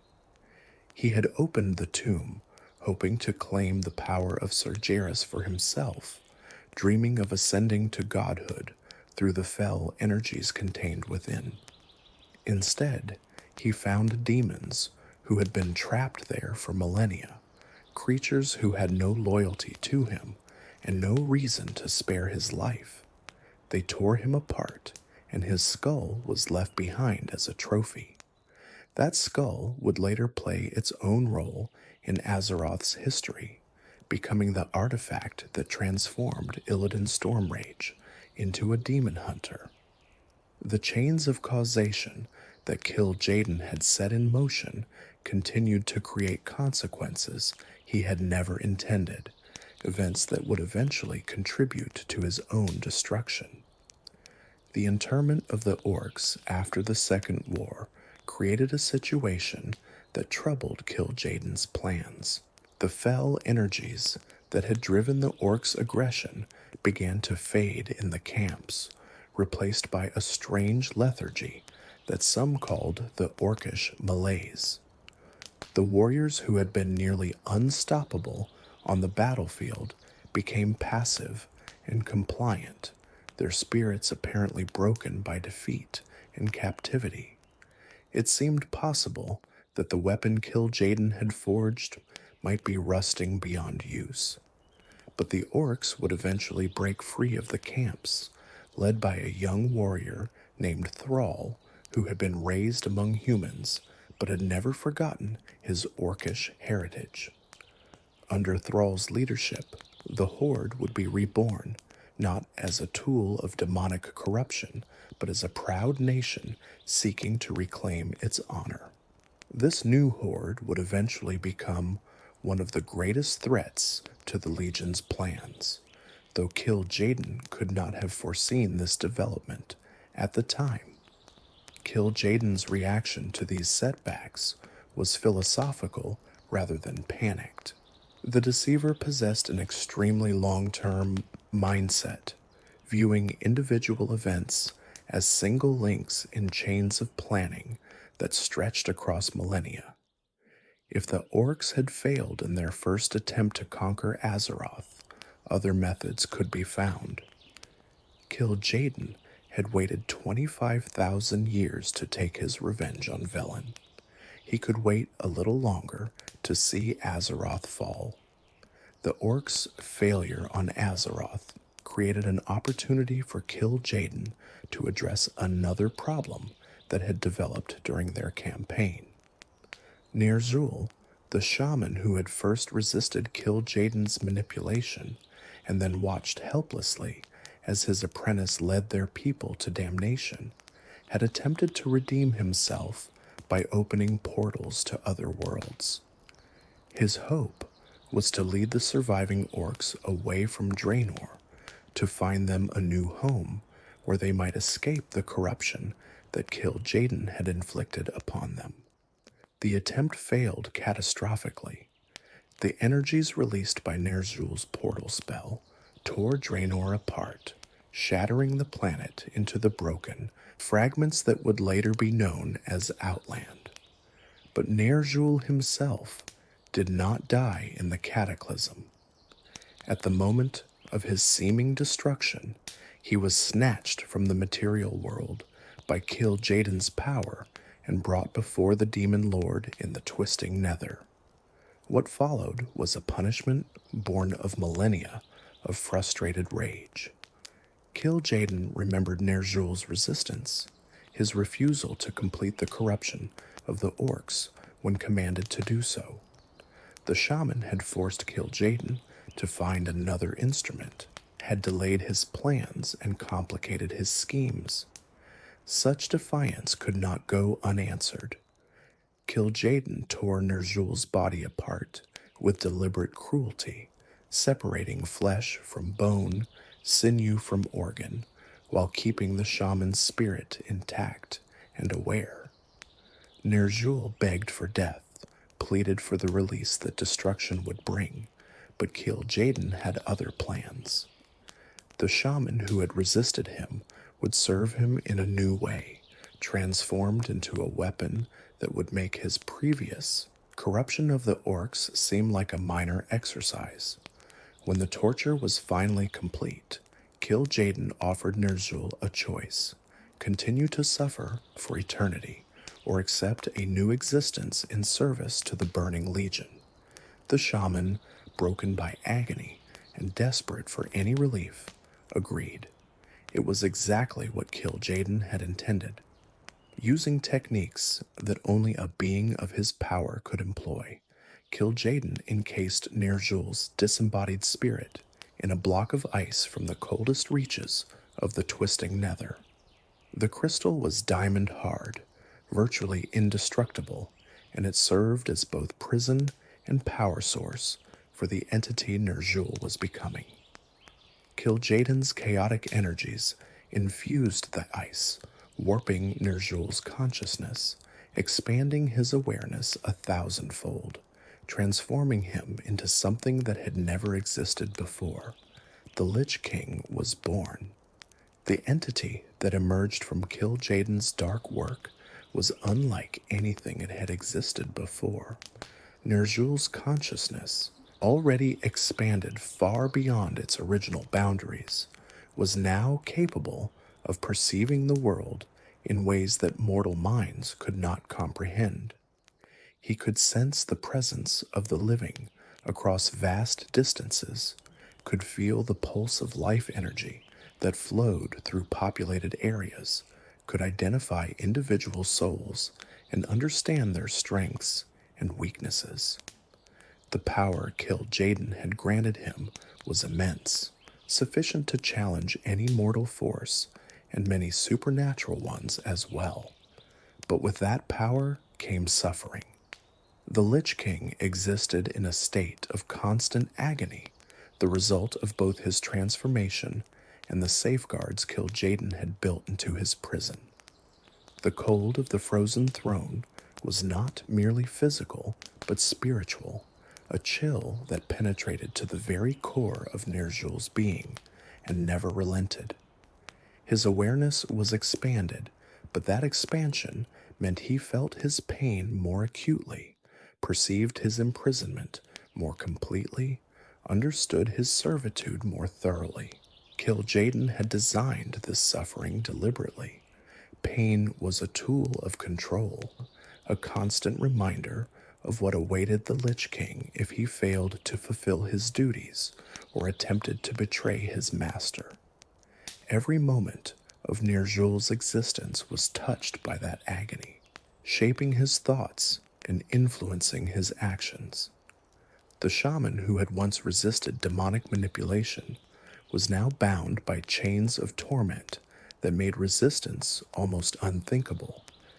Kil'jaeden understood that Ner'zhul's previous betrayal made him untrustworthy. The shaman might have been broken by torture, but his resistance to demonic influence had been proven. Given the opportunity, he might try to defy his new master just as he had defied him before. To prevent this, Kil'jaeden implemented safeguards that would keep the Lich King under control. First, the Lich King was denied a physical body. His spirit remained trapped within the frozen throne, unable to move or act directly in the material world. He could project. His consciousness could influence events through his mental powers, but he could not escape his icy prison. This immobility was both a limitation and a leash, ensuring that the Lich King could not physically flee from his assigned tasks. Second, Kil'jaeden dispatched the Dreadlords to watch over his new creation. These demons, whom Kil'jaeden had enslaved long ago, would serve as the Legion's eyes and ears within the Lich King's domain. They would ensure that Ner'zhul remained focused on his assigned purpose, would report any signs of disloyalty, and would take action if their charge strayed from the path Kil'jaeden had set. Third, and most significantly, Kil'jaeden created the Helm of Domination.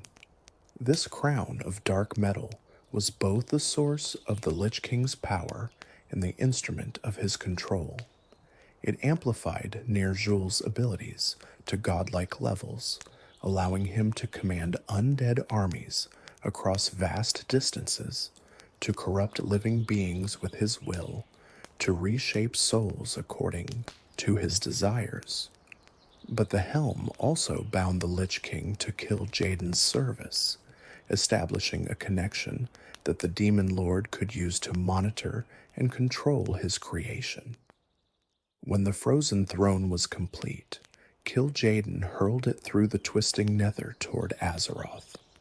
The massive crystal streaked across the night sky like a malevolent comet, crashing into the Arctic continent of Northrend with an impact that could be felt across the world. It buried itself deep within the ice-crowned glacier, and from that frozen prison, the Lich King began his work. The choice of Northrend as the Lich King's base of operations was deliberate.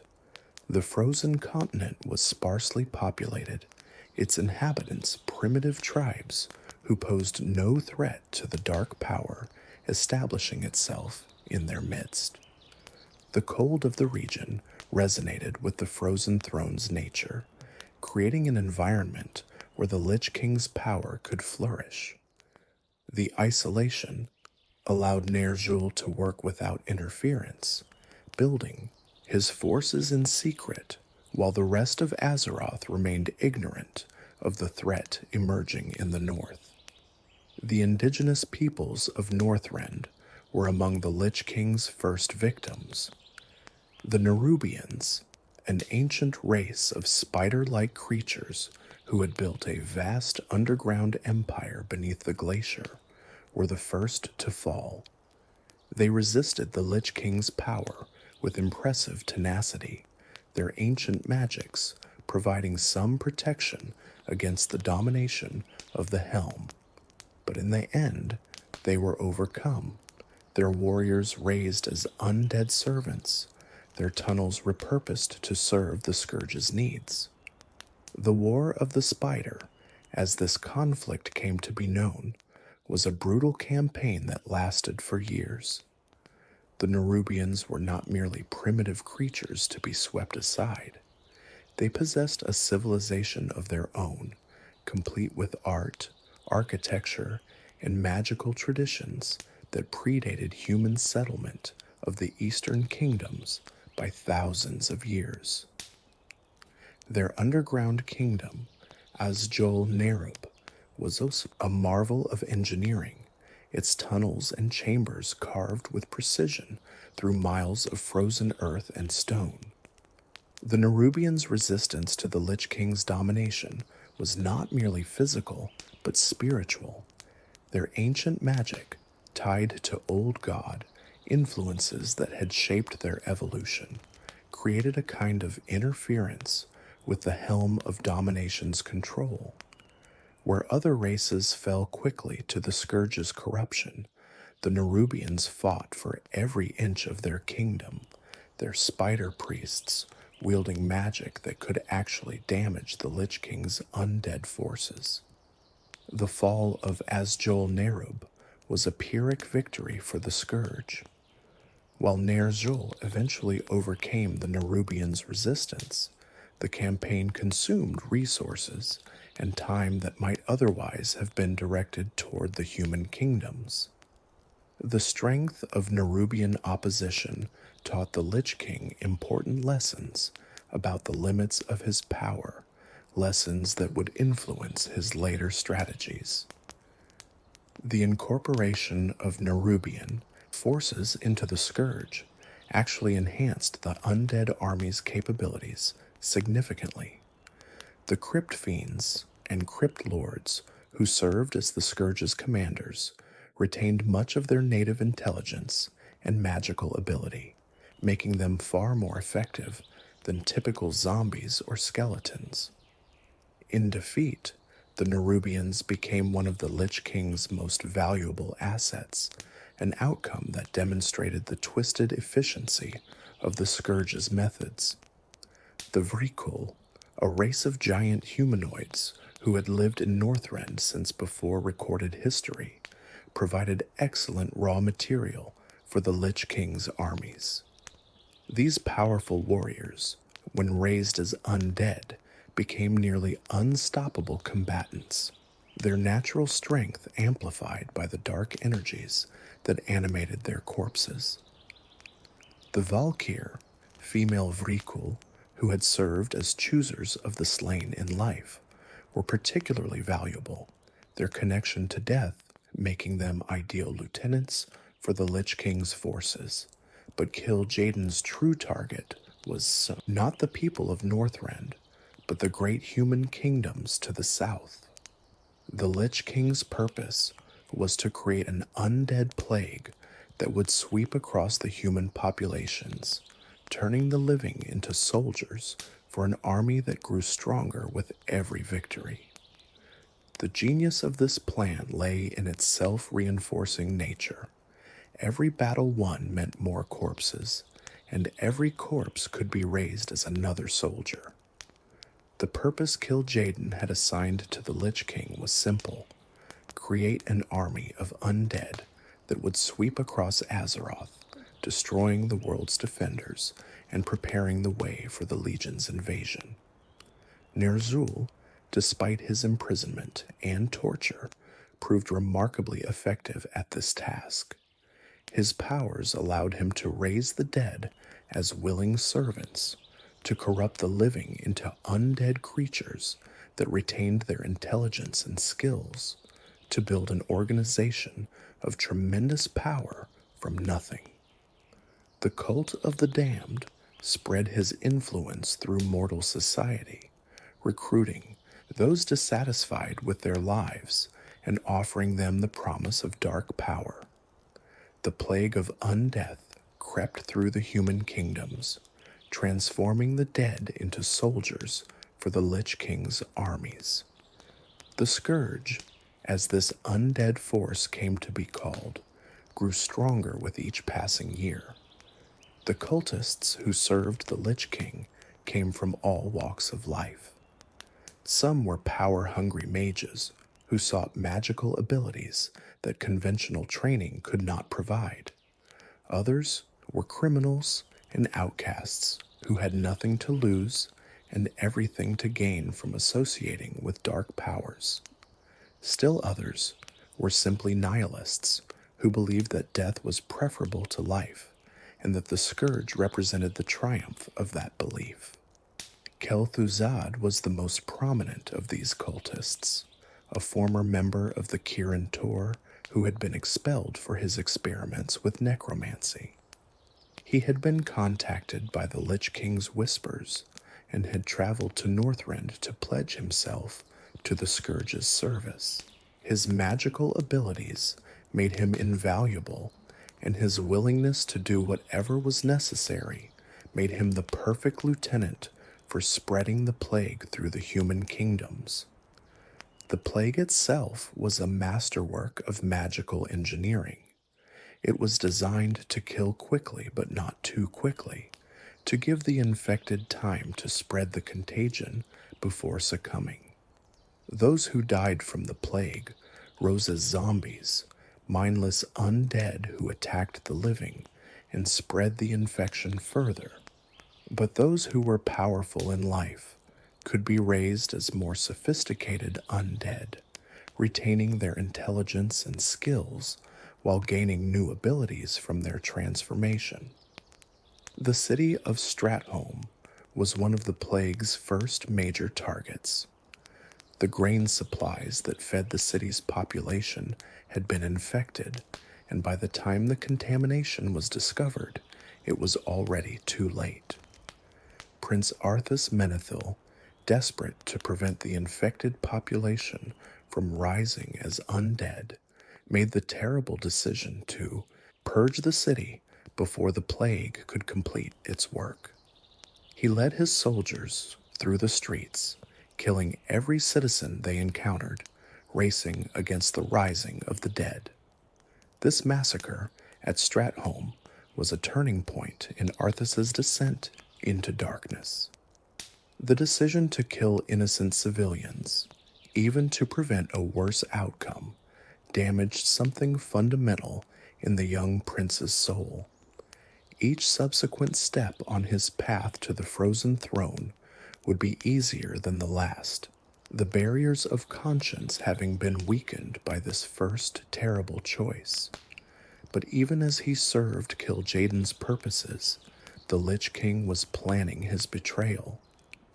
Ner'zhul had not forgotten how he had been used and tortured, had not forgiven the agony Kil'jaeden had inflicted upon him. His new powers gave him capabilities that exceeded what even the Deceiver had anticipated, and he used those powers to subtly undermine the control mechanisms that bound him. The key to the Lich King's plan was a human, prince named Arthas Menethil. This young paladin, heir to the throne of Lord Aeron, was everything Ner'zhul needed: powerful, ambitious, and vulnerable to corruption. The Lich King drew Arthas toward him with carefully planted temptations, leading the prince through a spiral of increasingly dark choices that culminated in the taking of the cursed runeblade, Frostmourne. When Arthas claimed Frostmourne, he surrendered his soul to the Lich King's power. The prince became a Death Knight, the first and greatest of his kind, a being of tremendous martial prowess and complete devotion to his new master. Under the Lich King's direction, Arthas led the Scourge in a campaign of destruction that destroyed the kingdom of Lordaeron and killed his own father. The fall of Lordaeron was one of the defining catastrophes of Azeroth's history. The kingdom had been the most powerful human nation, its capital city the center of human civilization in the northern eastern kingdoms. When Arthas returned from Northrend, supposedly having achieved victory against the Scourge, he was welcomed as a hero. No one understood that the prince they celebrated had already become a servant of the very enemy they thought he had defeated. The murder of King Tyrannus by his own son remains one of the most symbolically powerful moments in Warcraft's narrative. Arthas approached his father's throne as if to kneel in homage, then rose and drove Frostmourne through the king's heart. The crown of Lordaeron fell to the floor, rolling to a stop in a pool of royal blood. In that instant, the kingdom died along with its monarch, and the Scourge began its transformation from a distant threat into an immediate catastrophe. The weeks that followed saw the systematic destruction of everything Lordaeron had represented. The Scourge swept through the city and the surrounding countryside, killing everyone they encountered and raising them as undead soldiers. Priests who tried to use the light against the invaders found their magic insufficient against the tide of corpses. Warriors who stood against the horde found themselves overwhelmed by sheer numbers. The civilians who tried to flee found every road blocked by undead who had once been their neighbors and friends. Kil'jaeden observed these events with satisfaction, though his pleasure was tempered by growing concerns about the Lich King's loyalty. The weapon he had created was performing exactly as designed, destroying the human kingdoms that might have resisted the Legion's eventual invasion. But the ease with which the Scourge accomplished its mission suggested that Ner'zhul's power had grown beyond what Kil'jaeden had anticipated. A tool that became too powerful might eventually become a threat to its wielder. This destruction served Kil'jaeden's purposes, but it also served the Lich King's hidden agenda. Each victory increased Ner'zhul's power. Each soul claimed strengthened his hold over his realm. The Dreadlords who watched him grew increasingly uneasy, sensing that something was wrong, but unable to identify exactly what. The invasion of Mount Hejale was supposed to be the culmination of Kil'jaeden's plan. The Scourge and the Burning Legion would work together to destroy the world tree Nordrassil, eliminating the Night Elves' source of immortality and removing one of the greatest threats to demonic conquest. Archimonde himself led this assault, his power sufficient to overwhelm any opposition, but the defenders of Azeroth proved more capable than the Legion had expected. An alliance of humans, orcs, and night elves stood together against the demonic invasion, buying time for a desperate plan that none of them expected to survive. When Archimonde attempted to claim Nordrassil's power, the spirits of the night elven ancestors erupted from the tree and destroyed him, ending his existence in a blast of natural energy. The Legion's invasion had failed, and with it, Kil'jaeden's carefully laid plans collapsed. The scourge remained on Azeroth, but without the Legion's backing, it was no longer certain that the undead army would continue to serve its intended purpose. Kil'jaeden's concerns proved justified.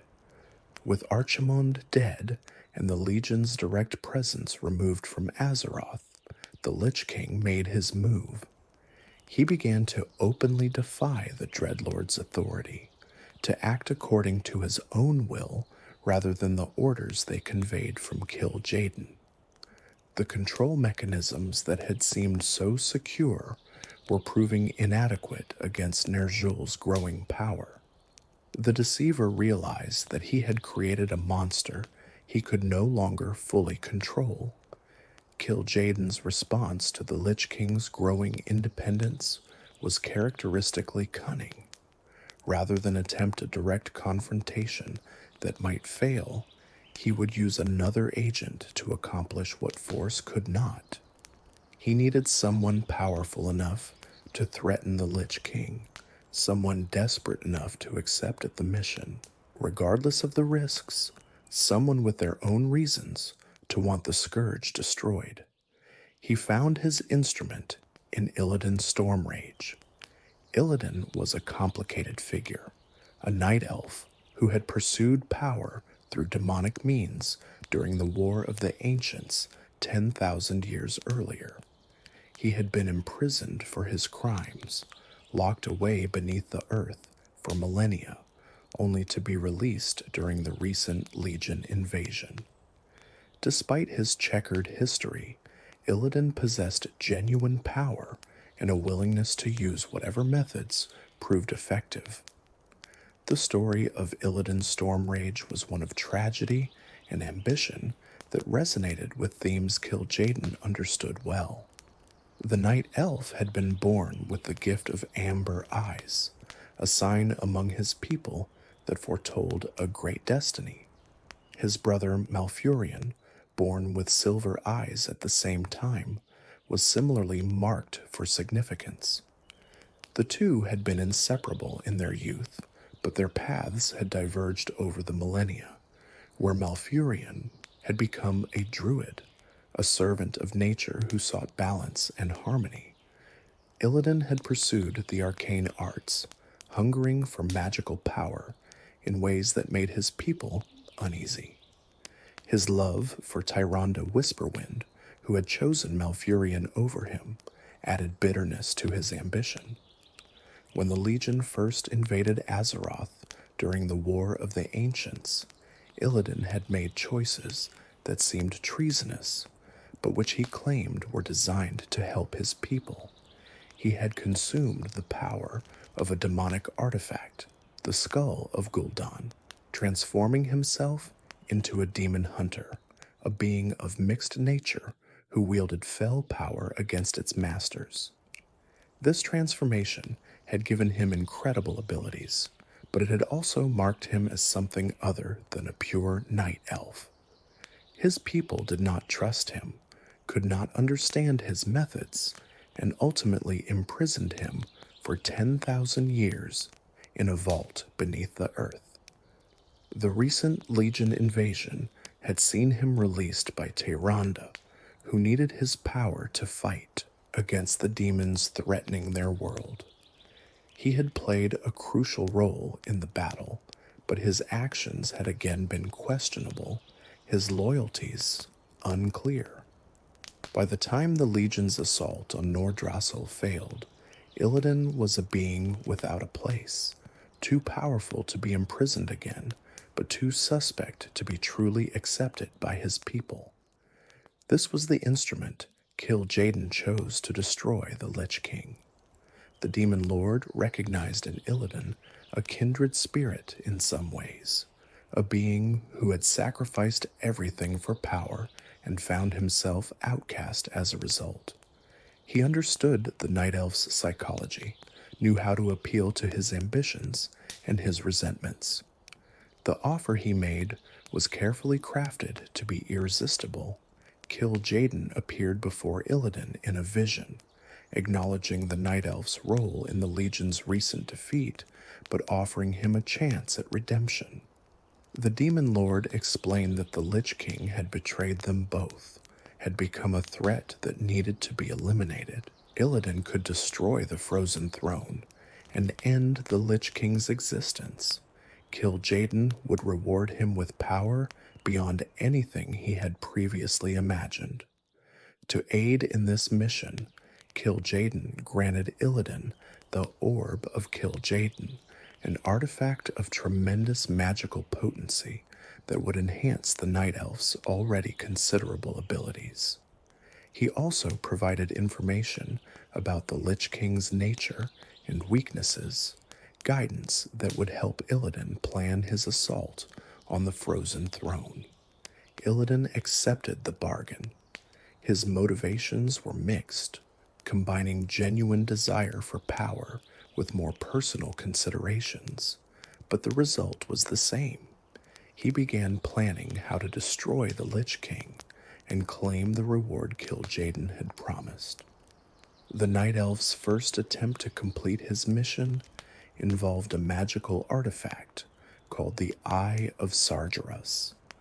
This remnant of the Dark Titan's power could be used to generate tremendous destructive force, enough to shatter Icecrown Glacier and destroy the Frozen Throne within it.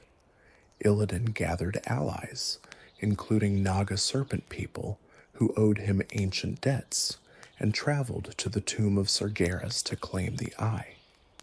The ritual that Illidan attempted would have succeeded if not for the intervention of his brother, Malfurion Stormrage.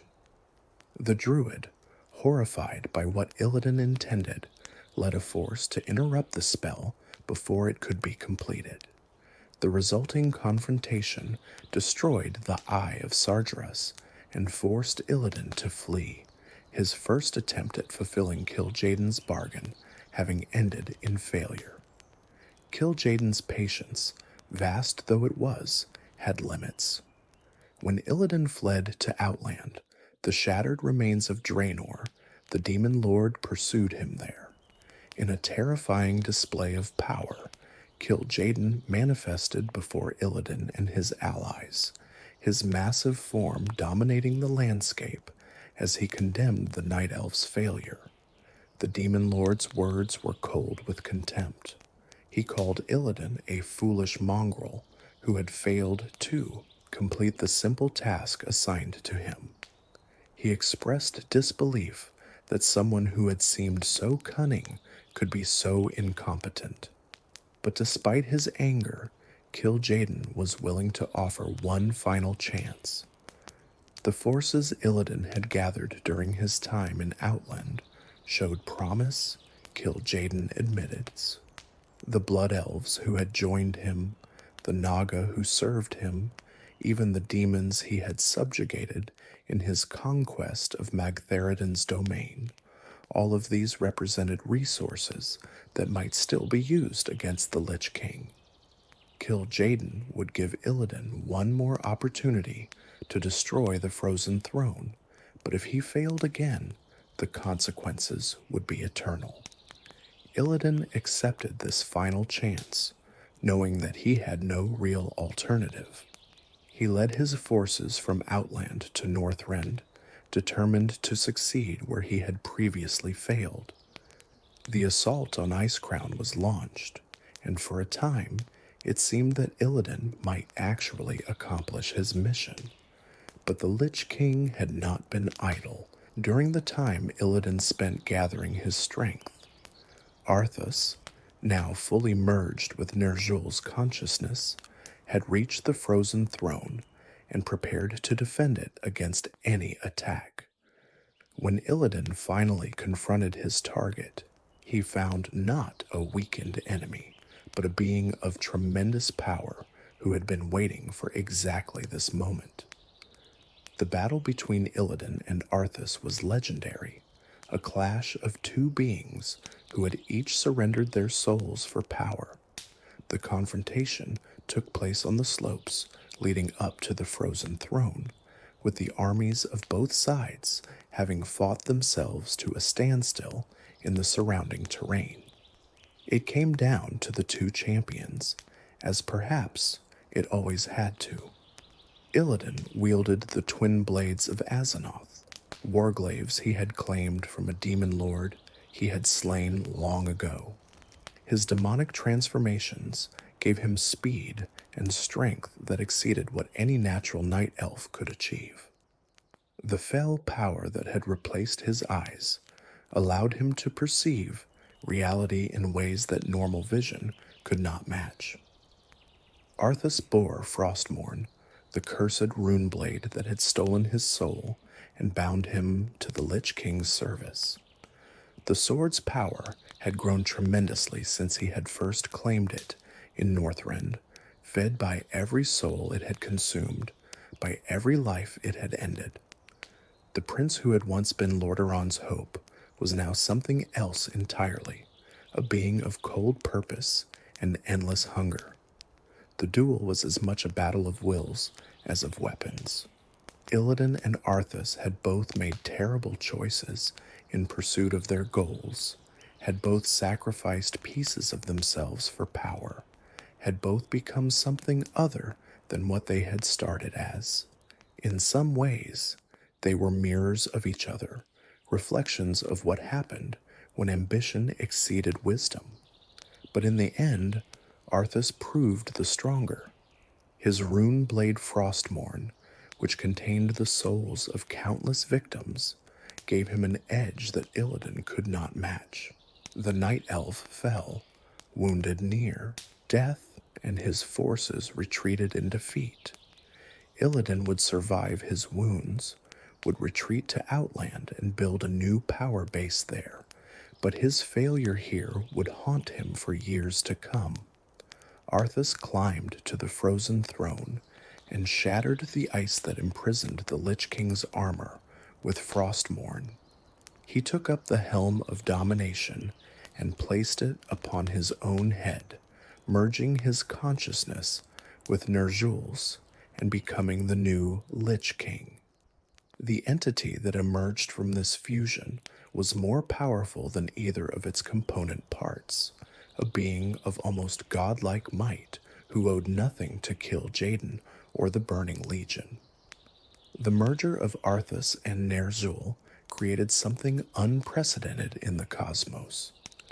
The former shaman's vast consciousness, expanded by decades of imprisonment and torment, combined with the human prince's martial prowess and ambition to create a being of terrifying capability.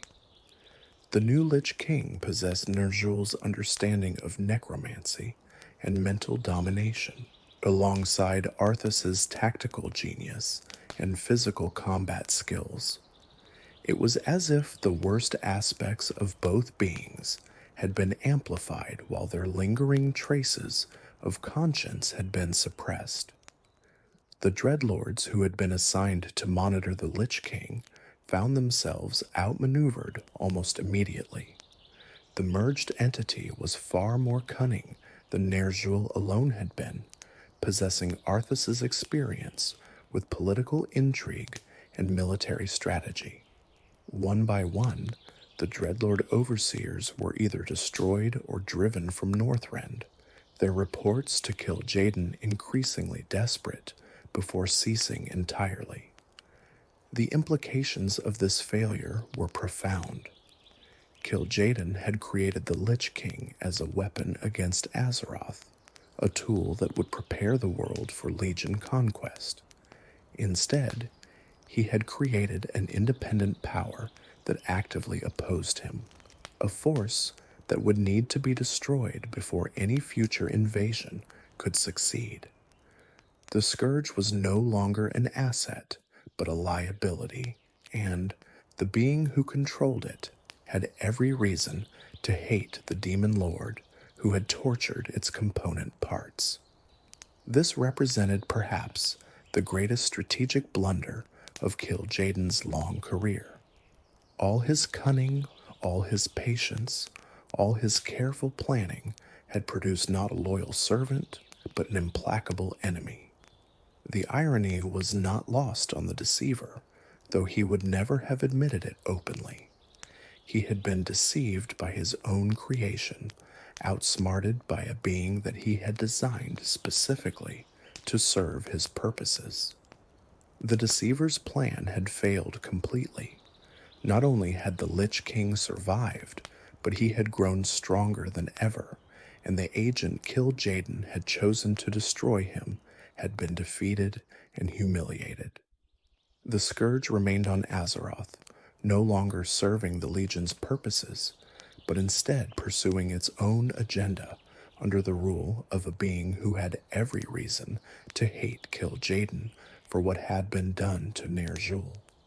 It was a rare and significant setback for someone who had engineered the corruption of worlds.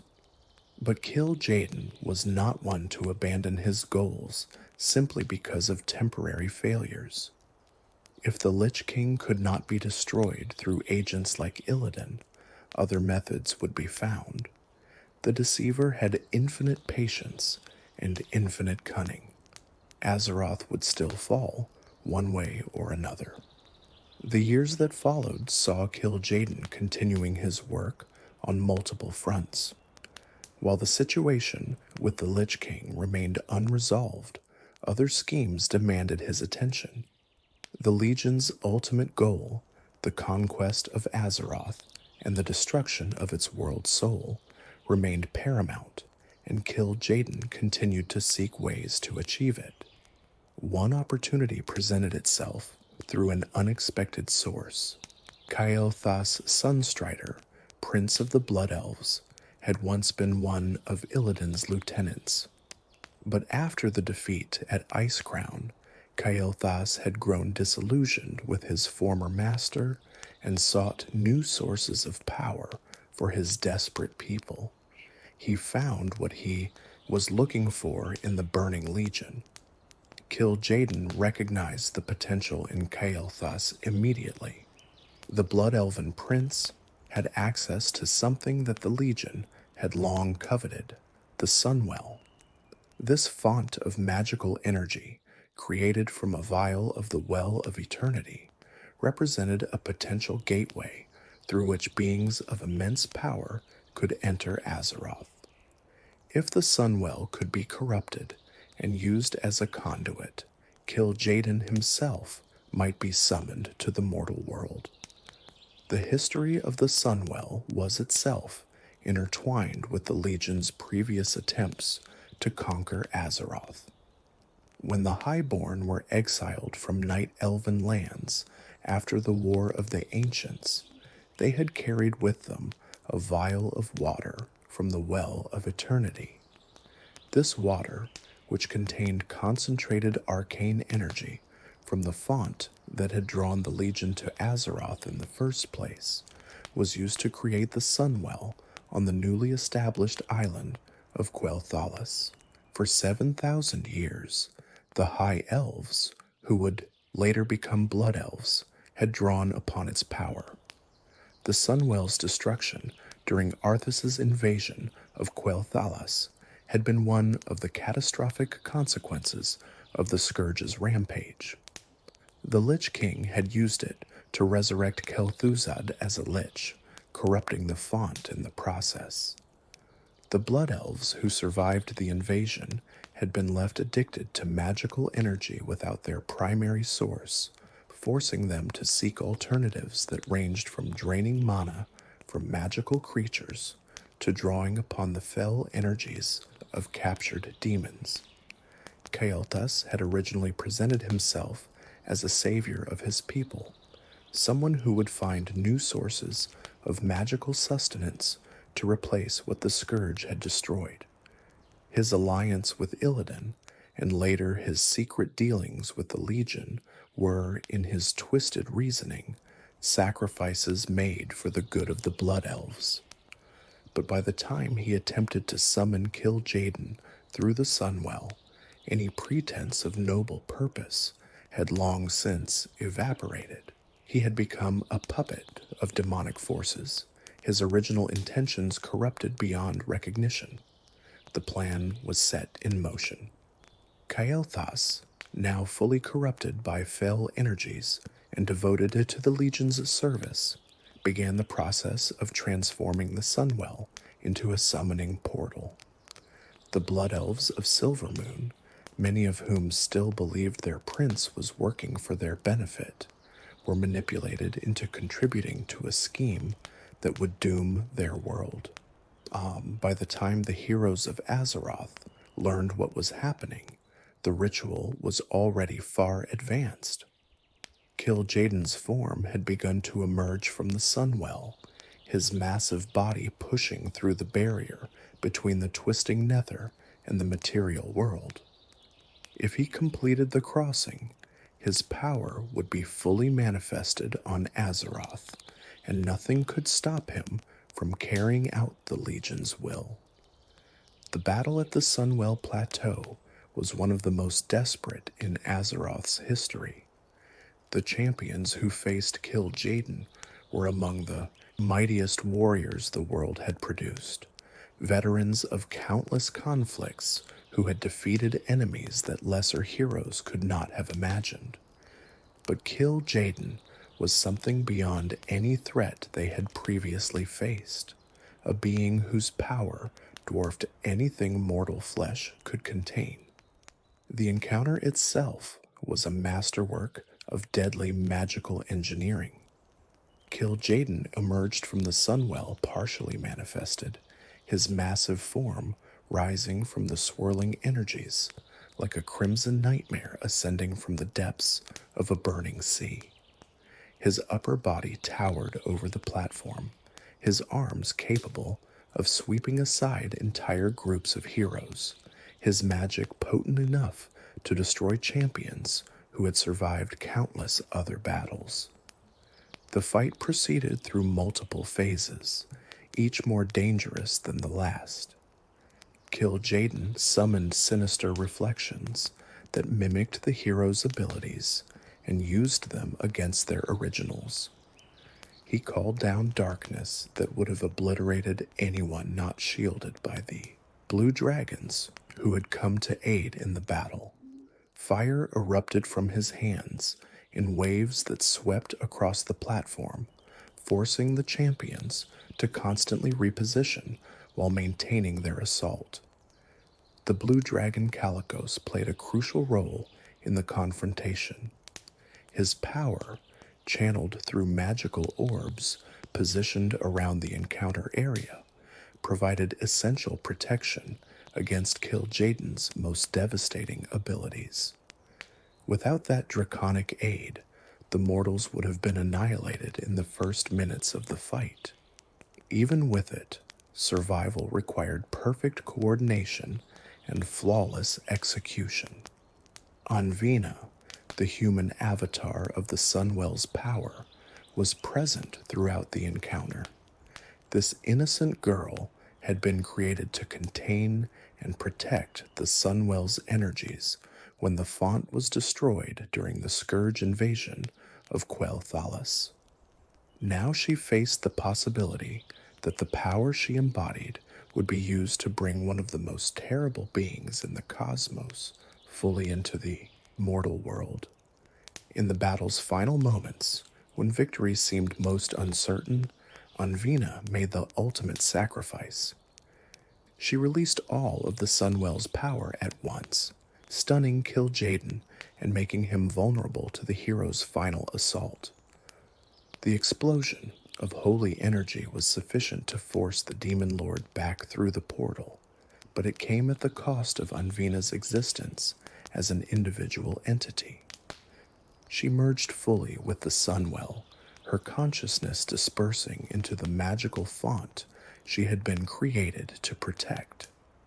The Deceiver taunted his opponents as they fought, his voice dripping with contempt for their efforts. He spoke of how the expendable had perished, how he would succeed where Sargeras could not, how he would bleed this wretched world and secure his place as the true master of the Burning Legion. His confidence seemed unshakable, his victory all but assured. But the heroes refused to yield. With the aid of a blue dragon named Calicos and the power of the Sunwell itself, they managed to force Kil'jaeden back. The Demon Lord's emergence was interrupted, his form pushed back through the portal before he could fully manifest. It was not a true victory, not a permanent defeat, but it was enough to save Azeroth for the moment. Kil'jaeden retreated to the twisting nether, forced to abandon his attempt to enter the material world directly. The Sunwell was purified rather than destroyed, its energies restored to serve the Blood Elves rather than the Legion. The plans that Kil'jaeden had spent years developing collapsed in the face of mortal resistance. It was another failure, another setback in a pattern that was becoming disturbingly familiar. The world that Kil'jaeden had thought would be easy to conquer continued to resist his efforts, continued to produce heroes capable of thwarting his schemes. The Deceiver, for all his patience and cunning, was beginning to realize that Azeroth was not going to fall easily.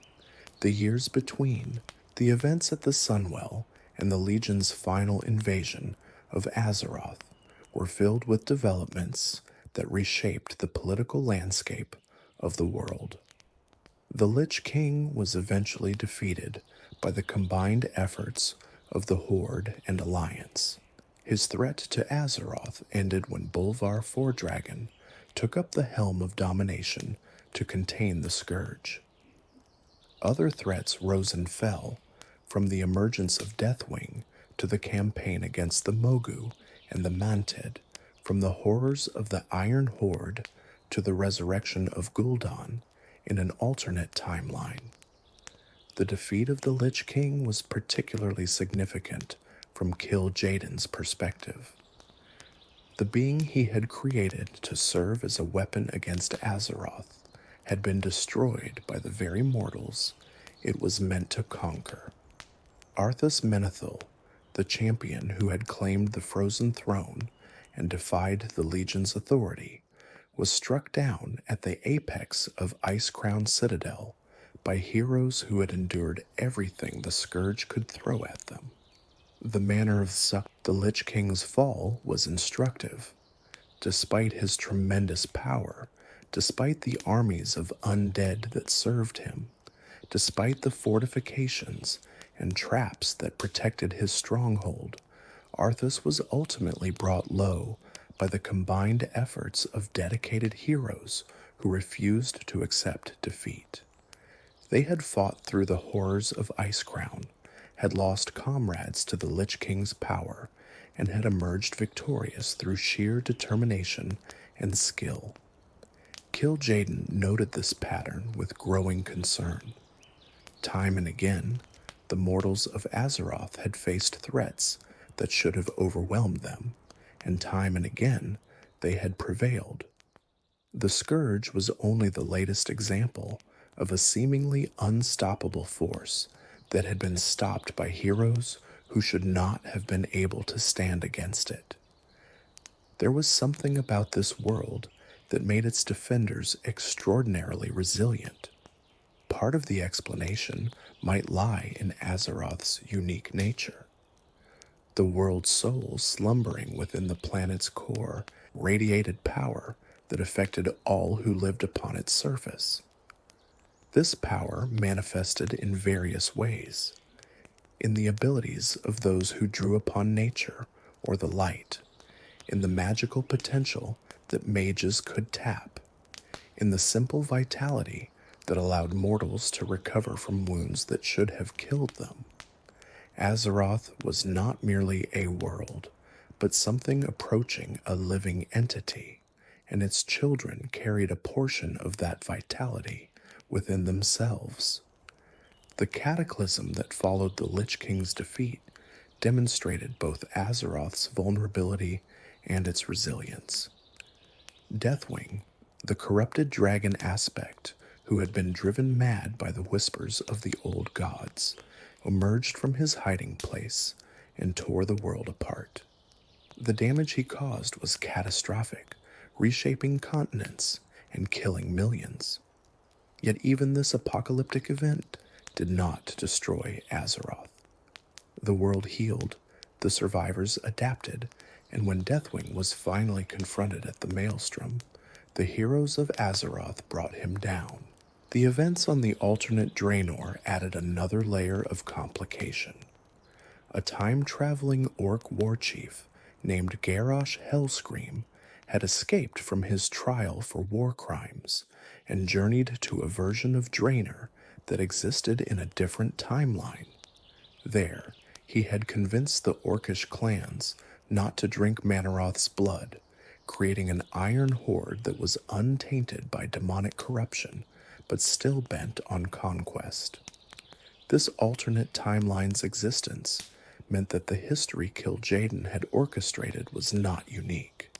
There were versions of reality where his corruption had taken different paths, where the orcs had made different choices, where the cascade of events he had set in motion had played out in alternative ways. The multiverse was more complex than even a being of Kil'jaeden's intelligence had fully appreciated. Throughout these events, Kil'jaeden watched and waited. The Legion was not yet ready for another major assault on Azeroth, still recovering from the losses it had suffered and preparing for the next attempt. But the Demon Lord's patience was legendary, and he knew that eventually the opportunity he sought would present itself. That opportunity came when the alternate timeline Gul'dan was thrust into the primary reality by events connected to the draenei prophet Velen and his dimensional ship. This Gul'dan, drawn from a version of history where Kil'jaeden's corruption had taken a different path, possessed all of the original warlock's cunning and ambition. He became Kil'jaeden's new instrument for the conquest of Azeroth. The Legion's third invasion of Azeroth began with the opening of a massive portal at the tomb of Sargeras, the place where the guardian Egwin had imprisoned the Dark Titan's avatar thousands of years earlier. Demonic forces poured through in numbers that exceeded anything seen in previous invasions, overwhelming the defenders who tried to hold them back. The broken shore where the portal emerged became a killing ground where some of the mightiest heroes of the Horde and Alliance fell. The battle on the broken shore was a carefully orchestrated ambush. Kil'jaeden had learned from previous failures, had anticipated that the combined forces of the Horde and Alliance would respond to the invasion with their usual determination. He had prepared the broken shore as a killing ground, a place where the mortal defenders would be lured into a trap from which there could be no escape. The alternative universe Gul'dan served as the point of the spear, directing the demonic forces and ensuring that the mortals were drawn ever deeper into the ambush. His knowledge of the original invasion's failures allowed him to avoid the mistakes that had led to previous defeats. Where the original Gul'dan had been reckless and easily distracted by personal ambitions, this version was focused entirely on the task at hand. The leaders of both the Horde and Alliance came to the Broken Shore personally, recognizing that this was the decisive moment. High King Varian Rin led the Alliance forces, while Warchief Vol'jin commanded the Horde. Both were seasoned warriors who had faced countless battles, but neither had experienced anything like the hell that awaited them. The initial assault seemed to be going well. The combined forces pushed through the demonic defenses, claiming ground and inflicting significant casualties on the Legion's armies. But it was all according to plan.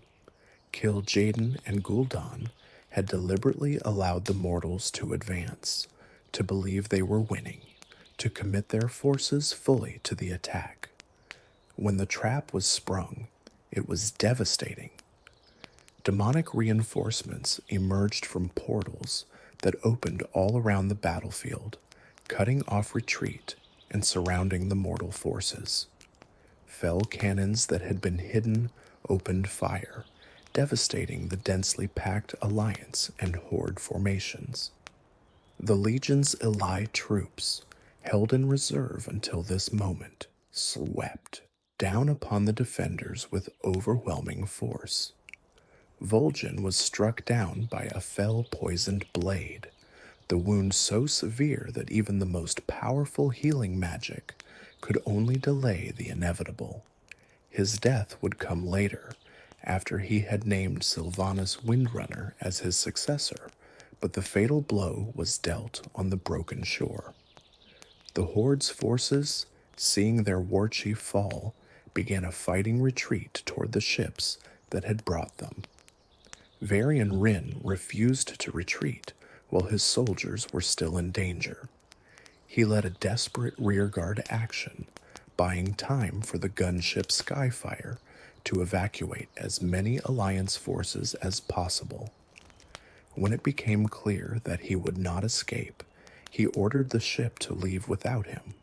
His final moments were spent facing an army of demons alone, his sword flashing as he cut down foe after foe. Gul'dan himself delivered the killing blow, using fell magic to immobilize the High King before driving a blade through his heart. But even in death, Varian denied the Legion a complete victory. He detonated a concealed explosive, destroying himself and the demons closest to him, rather than allowing his body to be desecrated or raised as an undead servant. The Broken Shore was a disaster for the forces of Azeroth. Both factions lost irreplaceable leaders and thousands of their best warriors. The political consequences were equally severe, as mutual suspicion about who had abandoned whom during the retreat nearly shattered the fragile peace between Horde and Alliance. The Legion had achieved its first decisive victory on Azeroth, and the road to the tomb of Sargeras now lay open. Kil'jaeden directed the invasion from the twisting nether, coordinating the Legion's forces and adjusting strategy as circumstances demanded. But the situation had changed since his previous attempt at the Sunwell. Archimonde, his fellow eredar lord, had been killed during an assault on an alternate reality Draenor, destroyed in a manner that meant he could not return. Kil'jaeden was now the sole remaining leader of the Burning Legion, answering only to Sargeras himself. This responsibility brought both power and pressure. The success or failure of the invasion rested primarily on Kil'jaeden's shoulders, and the stakes could not have been higher. Sargeras believed that Azeroth contained a nascent world soul, a titan sleeping within the planet's core. If the Legion could claim that world soul, it would gain power sufficient to reshape the cosmos according to Sargeras' vision. If they failed, all of their efforts across millennia would amount to nothing. The heroes of Azeroth, as they had so many times before, rose to meet the threat. Champions from both the Horde and the Alliance put aside their differences to fight the common enemy, forming class orders that brought together warriors of all races and backgrounds. They struck at the Legion's forces wherever they appeared, reclaimed territory that the demons had conquered, and gathered the strength needed to assault the tomb of Sargeras itself. The class orders represented a new approach to defending Azeroth, one that transcended the traditional factional divisions.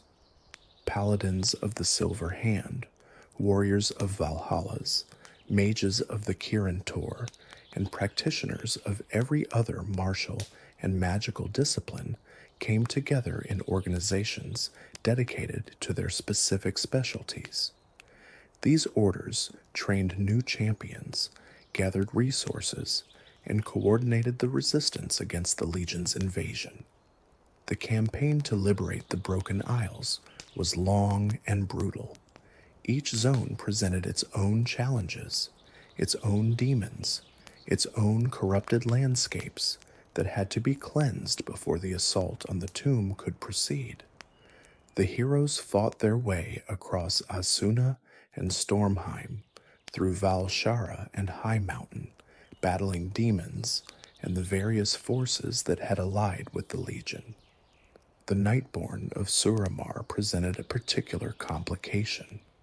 This ancient race of night elves had hidden their city beneath a magical shield for 10,000 years, surviving the Sundering by sealing themselves away from the outside world.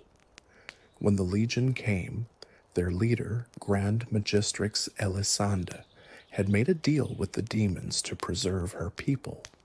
The liberation of Suramar was as much a political struggle as a military one, requiring the champions to win hearts and minds as well as battles.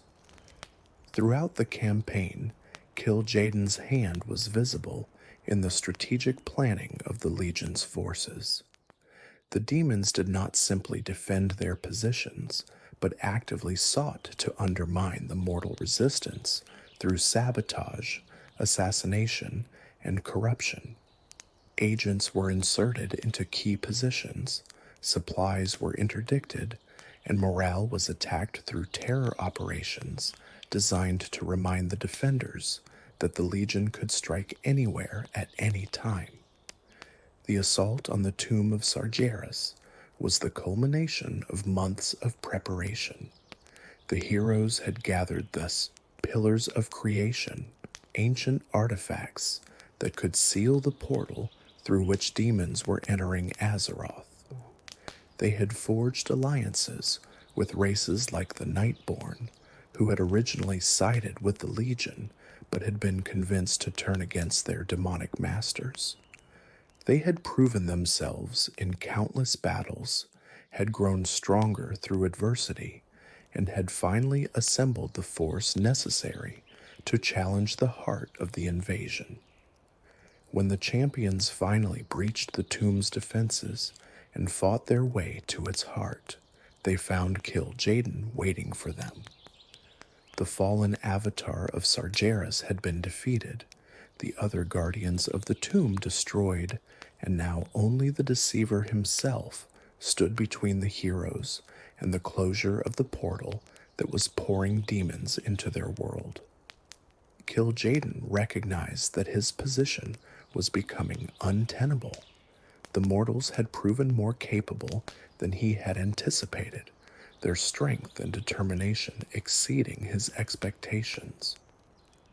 Rather than face destruction in the tomb, he chose to retreat, to flee back to the twisting nether where his full power could be brought to bear. But the heroes pursued him. With the aid of Prophet Velen, the Archmage Khadgar, and the demon hunter Illidan Stormrage, they followed Kil'jaeden to his command ship in the void above Argus. There, in the skies of the world, where the eredar had first risen to greatness, the final confrontation would take place. The battle aboard Kil'jaeden's command ship was unlike any that had come before. The heroes fought in the twisting nether itself, surrounded by the chaotic energies that gave demons their power, facing an enemy of godlike might who had thousands of years of experience in war and manipulation.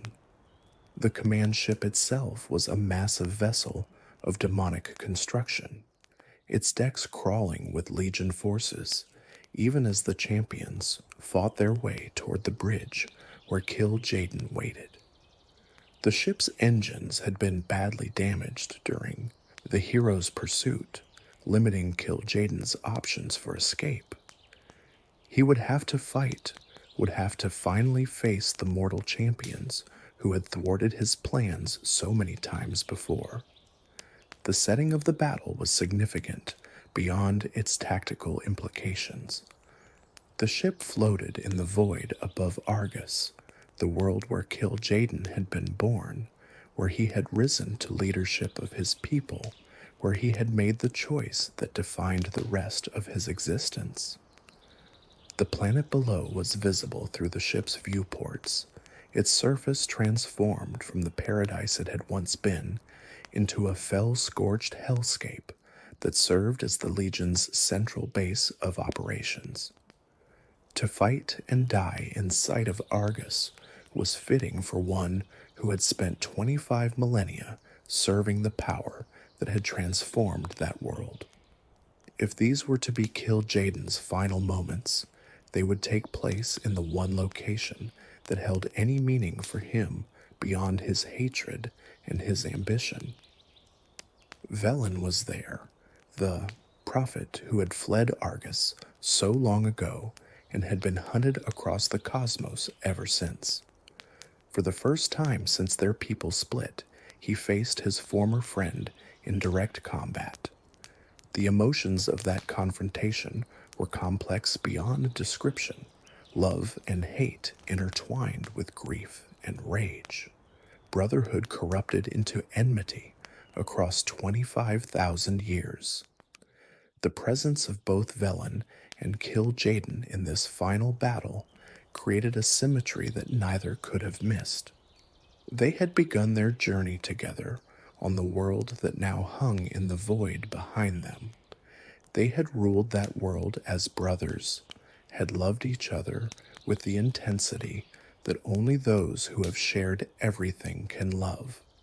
And now they would finally settle the question that had hung between them for so long.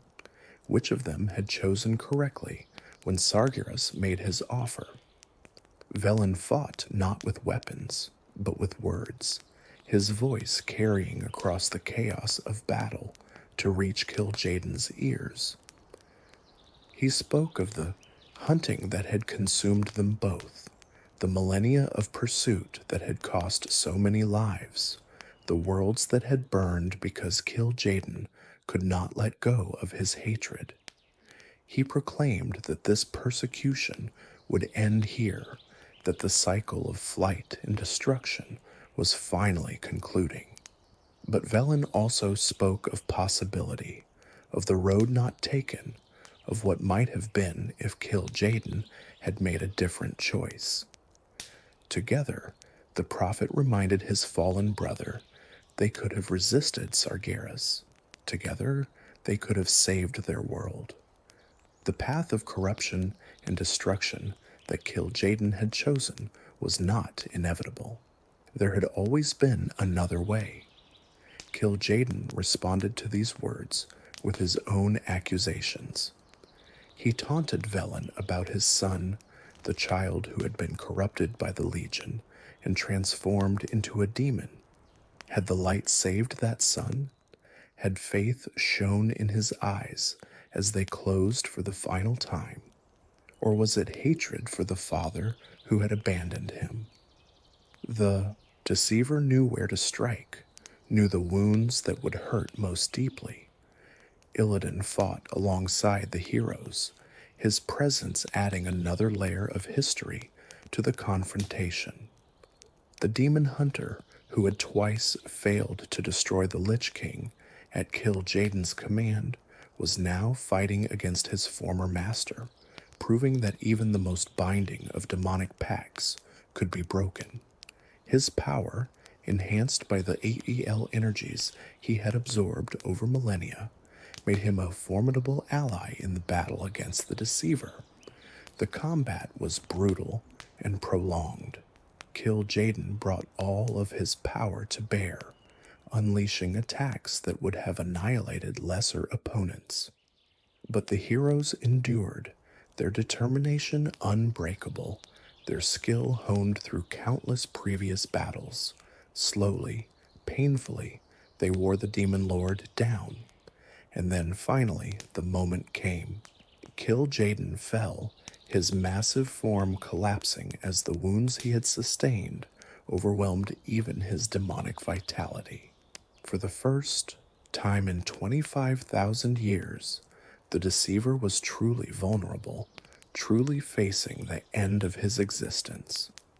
As Khadgar prepared the spell that would return the heroes to Azeroth, Velen approached his fallen enemy. The prophet looked down at the being who had once been his closest friend, who had become his most implacable foe, who had spent millennia trying to destroy everything he loved.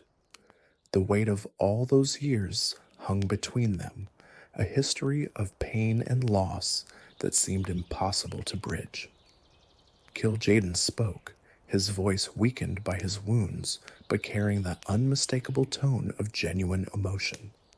"I was always envious of you," he admitted, the words coming with difficulty. "Your gift, your faith, your vision." It was a confession that no one had expected, an acknowledgement of feelings that Kil'jaeden had buried beneath hatred and rage for millennia.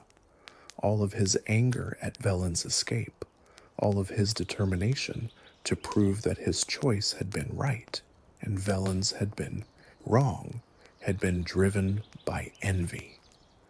The prophet had possessed something that Kil'jaeden could not match, a connection to higher purposes that the Deceiver's intellect could not replicate. "I never believed that Sargeras could be stopped," Kil'jaeden continued. "Perhaps you will prove me wrong." The words hung in the air between them, a benediction from an unlikely source. For all his millennia of opposition, for all his attempts to destroy Velen and everything he represented, Kil'jaeden was now expressing hope that his former friend might succeed where he had failed. It was the closest thing to an apology that the Deceiver was capable of offering. Velen reached out and placed his hand on Kil'jaeden's forehead. It was a gesture of forgiveness, of reconciliation, of letting go of hatred that had poisoned both of them for far too long. No words accompanied it. None were needed. After 25,000 years, the prophet and the Deceiver had finally found a moment of peace between them. Khadgar's spell activated, pulling the heroes back to Azeroth. As they vanished, Kil'jaeden closed his eyes, accepting the death that was finally claiming him. The fell scars on his face spread and ignited, consuming his body in a burst of light that destroyed both him and his command ship. Kil'jaeden the Deceiver was dead. Unlike previous defeats, this death was permanent. The battle had taken place in the Twisting Nether, the realm where demons regenerated after being killed in the material world. Death in the Nether meant true death, the end of existence with no possibility of return. Kil'jaeden, who had plotted and schemed across millennia, who had corrupted races and destroyed worlds, was finally gone. The rift that remained after the battle connected Azeroth to Argus, the homeworld of the eredar that had been the birthplace of both prophet and deceiver. Through this gateway, The heroes would eventually travel to Argus itself, confronting the remaining forces of the Legion and ultimately playing a role in the imprisonment of Sargeras. But that is a story for another time. The death of Kil'jaeden marked the end of an era in cosmic history. Together with Archimonde's earlier destruction, it removed the two beings who had served as the Burning Legion's supreme commanders beneath Sargeras himself. The demonic armies that had terrorized the universe for millennia were now leaderless, their organizing intelligence eliminated by the very mortals they had sought to destroy. The immediate aftermath of Kil'jaeden's death saw chaos spread through the Legion's forces. Demons who had looked to the eredar lords for guidance suddenly found themselves without direction, their campaigns losing cohesion as the strategic vision that had unified them vanished. Individual demon lords attempted to assert their authority, but none possessed the combination of intelligence, power, and reputation that Kil'jaeden had wielded. The Legion's invasion of Azeroth, already faltering, began to collapse entirely. This disarray created opportunities for the forces of Azeroth that had not existed while Kil'jaeden lived. The champions who had pursued him to his command ship used the chaos to push deeper into Legion territory, eventually reaching Argus itself. There, on the world where the eredar had first risen and where Kil'jaeden had made his fateful choice, the final battle against the Legion would be fought. The Siege of Antorus, the Legion's base of operations on Argus, saw the heroes of Azeroth confront the darkest secrets of the Burning Crusade. They discovered the twisted soul of Argus itself, a world soul that had been corrupted by millennia of demonic influence. They fought through legions of demons, defending their last stronghold, beings who knew that defeat here meant the end of everything they had worked toward, and in the end, they faced Sargeras himself, the Dark Titan whose vision had driven the Legion across the cosmos. The journey to Argus was particularly significant for the draenei among the champions. For the first time in 25,000 years, they walked upon their homeworld, though the Argus they found was almost unrecognizable compared to the paradise their ancestors had fled. The fell corruption that had transformed the planet over millennia had left it a scarred wasteland, its once beautiful cities reduced to demonic fortresses, its once peaceful population transformed into the Menari, who now served as the Legion's elite forces. The Army of the Light, which had been fighting the Legion across the cosmos during the 25 millennia of exile, finally achieved its ultimate objective on Argus. These warriors, some of whom were ancient eredar who had fled with Velen, and others who were their descendants, had dedicated their entire existence to this moment. The victory was theirs, as much as it belonged to the champions of Azeroth, a vindication of sacrifices made across countless generations. High Exarch Turalyon and Illyria Windrunner, the human paladin and High Elven Ranger who had disappeared through a portal during the Second War, were among those who returned to Azeroth after the campaign on Argus. They had spent what felt like 1,000 years fighting the Legion across the cosmos, aging far beyond what time would have granted them on Azeroth. Their return added another dimension to the victory, reuniting heroes who had been given up for dead with the world they had left behind so long ago. The confrontation with Sargeras was brief but apocalyptic. Even wounded and weakened, the Dark Titan's power exceeded anything the heroes had faced before. His final act was to thrust his sword into Azeroth's surface, a wound so deep that it reached the world soul slumbering within the planet. Only the intervention of the remaining Titans, who had been freed during the Antorus campaign, prevented Sargeras from completing the destruction of Azeroth. They bound him in chains of cosmic power and imprisoned him far from any world he might threaten. The victory was not without cost. The wound Sargeras had inflicted on Azeroth would bleed for years to come, its corrupted energy spreading across the world and creating new threats that would demand the hero's attention. The Burning Legion was defeated, but the consequences of its long war against the cosmos would continue to shape events for generations. The blood of Azeroth, a substance called azerite, began to seep from the wound, its presence triggering conflicts that would embroil the Horde and Alliance in renewed warfare.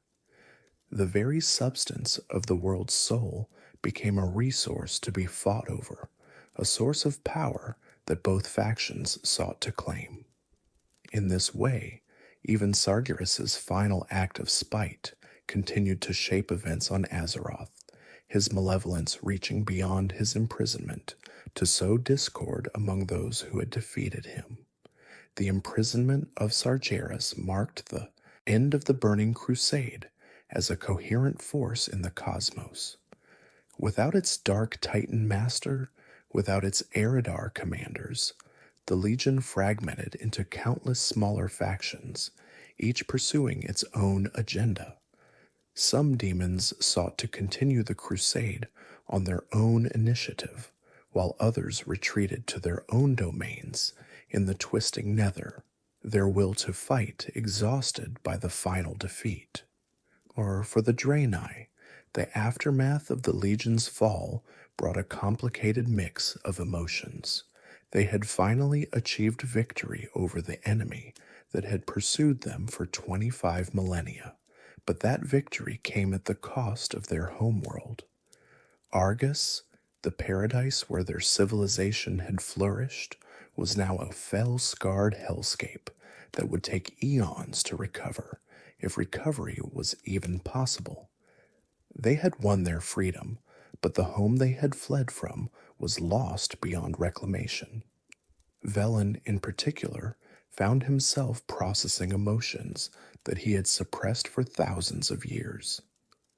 The hatred he had carried for Kil'jaeden, the grief for the brother he had lost, the trauma of constant flight and persecution, all of these demanded acknowledgement, now that the immediate threat had passed. The moment of reconciliation aboard the command ship had been real, but it was only the beginning of a healing process that would take much longer.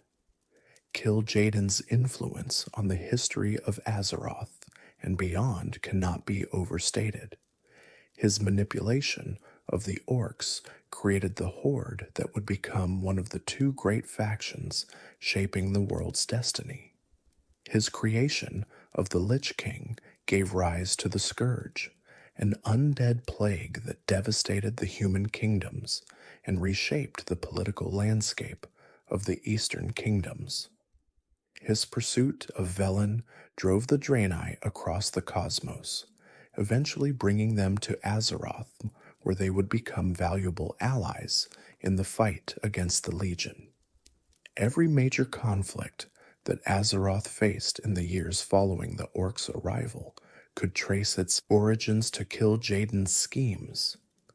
The First and Second Wars, the rise of the Scourge and the fall of Lordaeron, the Burning Legion's repeated invasions, the corruption of countless individuals who thought they were pursuing power but were actually serving demonic purposes, all of these stemmed from plans that Kil'jaeden had set in motion. The list of Kil'jaeden's victims and agents reads like a catalog of Warcraft's most significant figures. Ner'zhul, the shaman who became the Lich King, Gul'dan, the warlock who doomed the orcs, Arthas Menethil, the prince who became an instrument of the Scourge, Kael'thas Sunstrider, the blood-elven prince who betrayed his people for demonic power, Illidan Stormrage, the demon hunter who served as Kil'jaeden's unwilling agent before breaking free. Each of these figures was shaped by their encounter with the Deceiver, their lives twisted to serve purposes they had not chosen. The kingdoms of Lordaeron, Stormwind, Quel'Thalas, and others all fell, victim to plans that Kil'jaeden had set in motion. Millions died in wars that he had orchestrated, in plagues that he had designed, in corruptions that he had engineered. The suffering he caused exceeded anything that mortal minds could easily comprehend, a cascade of death and destruction that spanned generations and reshaped the political landscape of an entire world. The Horde that exists today, despite being freed from demonic corruption and having evolved into something far different from what Kil'jaeden created, still bears the marks of its origins. The orcs carry the memory of what they were made to do, the shame of the genocide they committed against the draenei, the knowledge that their ancestors were manipulated into becoming monsters. This awareness shapes their culture, their politics, and their understanding of themselves in ways that Kil'jaeden could never have predicted. The draenei, too, carry the scars of their long flight from Kil'jaeden's pursuit. Their culture was shaped by millennia of running, of never being able to settle, of watching world after world fall to their pursuers. The arrival on Azeroth and the eventual defeat of the Legion has given them the first true peace they have known in 25,000 years, but the trauma of that long exile cannot be easily forgotten.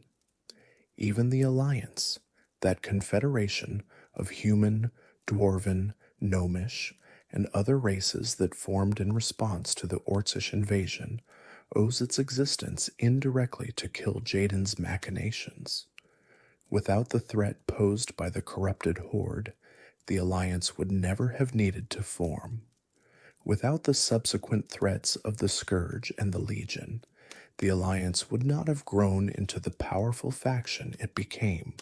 The very political structure of Azeroth was shaped by Kil'jaeden's schemes, even though he never intended many of the consequences that followed from them. The irony of his obsession with Velen is that it ultimately contributed to his downfall.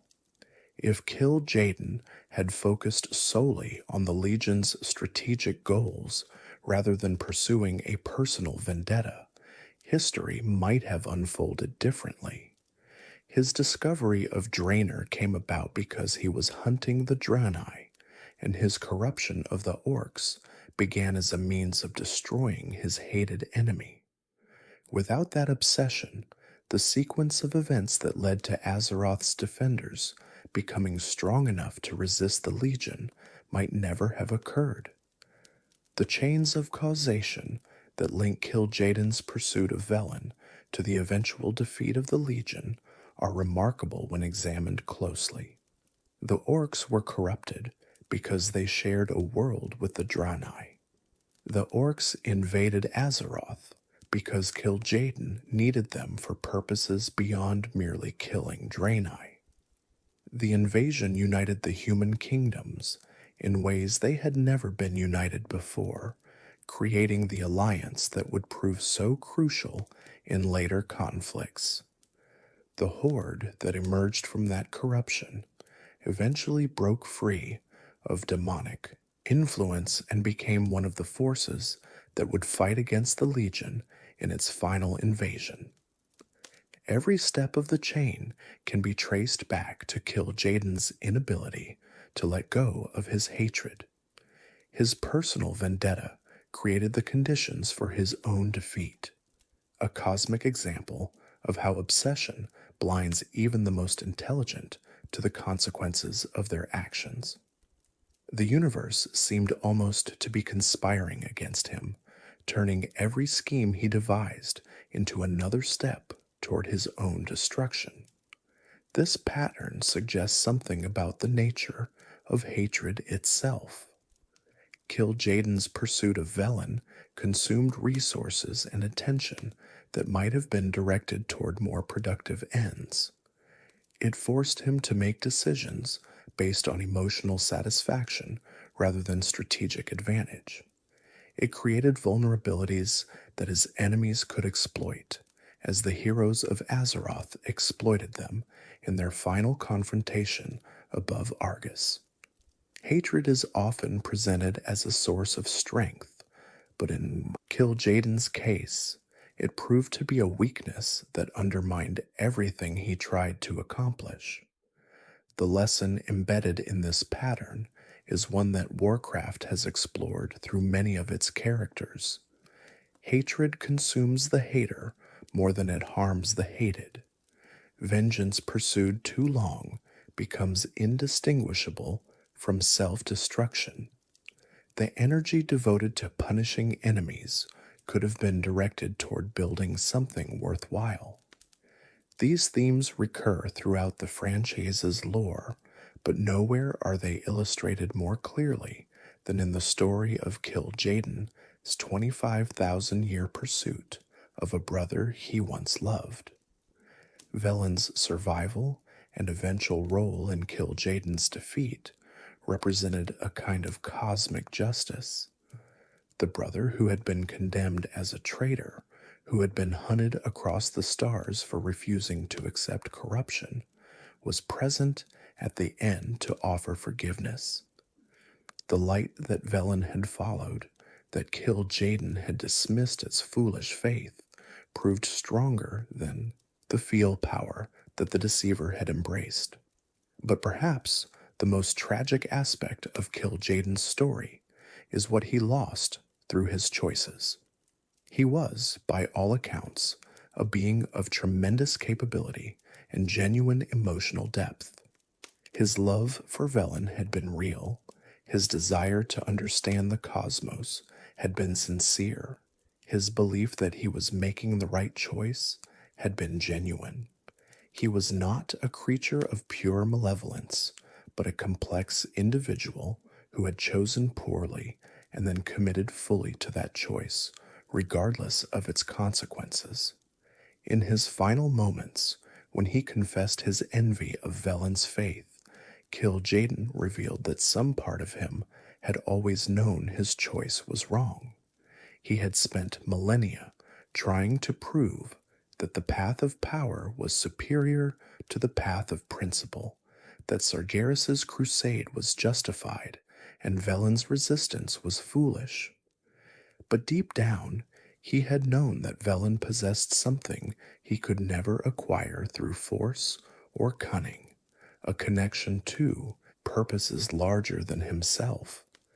The forgiveness Velen offered in those final moments was not merely a personal gesture, but a statement about the nature of the conflict between them.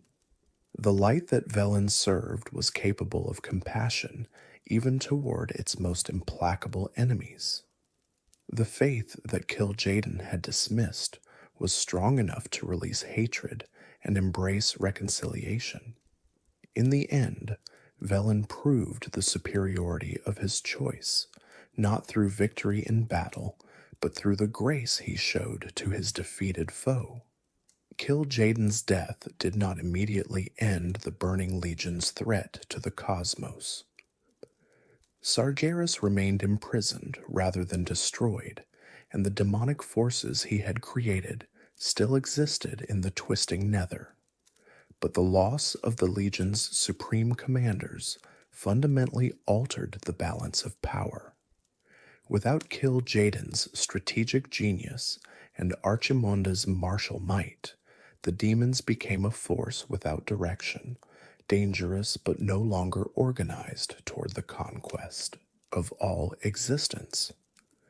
The universe that Kil'jaeden had spent millennia trying to reshape, according to Sargeras' vision, would continue without him. The world soul of Azeroth, the prize he had sought to claim, would remain protected by the world's defenders. The draenei he had hunted would finally know peace. Their exile ended not through extinction, but through the destruction of their persecutor. And the memory of what he had been, both the brilliant leader and the corrupted monster, would endure as a warning about the costs of choosing power over principle. In the years since Kil'jaeden's death, scholars and philosophers have debated the meaning of his existence and his choices. Some see him as a cautionary tale about the seduction of power, a brilliant mind that was led astray by promises of knowledge and ended up serving purposes he had not intended. Others view him as an example of how personal pain can corrupt judgment, how the wound of perceived betrayal can fester until it poisons everything it touches. What seems clear is that Kil'jaeden was never a simple villain. His intelligence was genuine, his capabilities were real, and his emotions, though twisted by millennia of demonic influence, retained some connection to the being he had once been. The love he had felt for Velen survived even through thousands of years of hatred, emerging in his final moments as an acknowledgement of what he had lost. The relationship between Kil'jaeden and Velen stands as one of the great tragic friendships in Warcraft lore. They had been brothers in all but blood, had ruled their people together, had shared a vision of what the eredar could become. The arrival of Sargeras shattered that bond, forcing them to choose between fundamentally incompatible paths. But even after millennia of conflict, the connection between them persisted, manifesting finally in a moment of reconciliation at the very end. For Velen, surviving Kil'jaeden's pursuit was not simply about avoiding death, but about vindicating the choice he had made. Every world the draenei fled to, every loss they suffered, every moment of fear and uncertainty was a test of the prophet's faith. The fact that he endured, that he maintained his commitment to the light, despite everything Kil'jaeden threw at him, proved that his choice had been the right one, and the fact that he could offer forgiveness to his dying enemy proved that the light he served was truly worth following. For Kil'jaeden, the pursuit of Velen was as much about justifying his own choice as about punishing his former friend. If he could destroy the draenei, if he could prove that their resistance was futile, then his decision to accept Sargeras' offer would be vindicated. Every escape, every survival, every continued existence of Velen and his followers was a reminder that Kil'jaeden might have chosen wrongly. The hatred he felt was, in part, hatred of the doubt that Velen's example created. The manner of Kil'jaeden's death reflected this dynamic. He did not die in triumph, did not fall while believing in the righteousness of his cause. He died acknowledging his envy, admitting that Velen possessed something he could not match. It was a kind of surrender, not just to the heroes who had defeated him, but to the truth he had denied for so long, that the path of faith was superior to the path of power. Whether this final acknowledgement represented genuine transformation or simply the recognition of inevitable defeat is a matter of interpretation. Perhaps, in his last moments, Kil'jaeden truly understood what he had lost when he chose to follow Sargeras.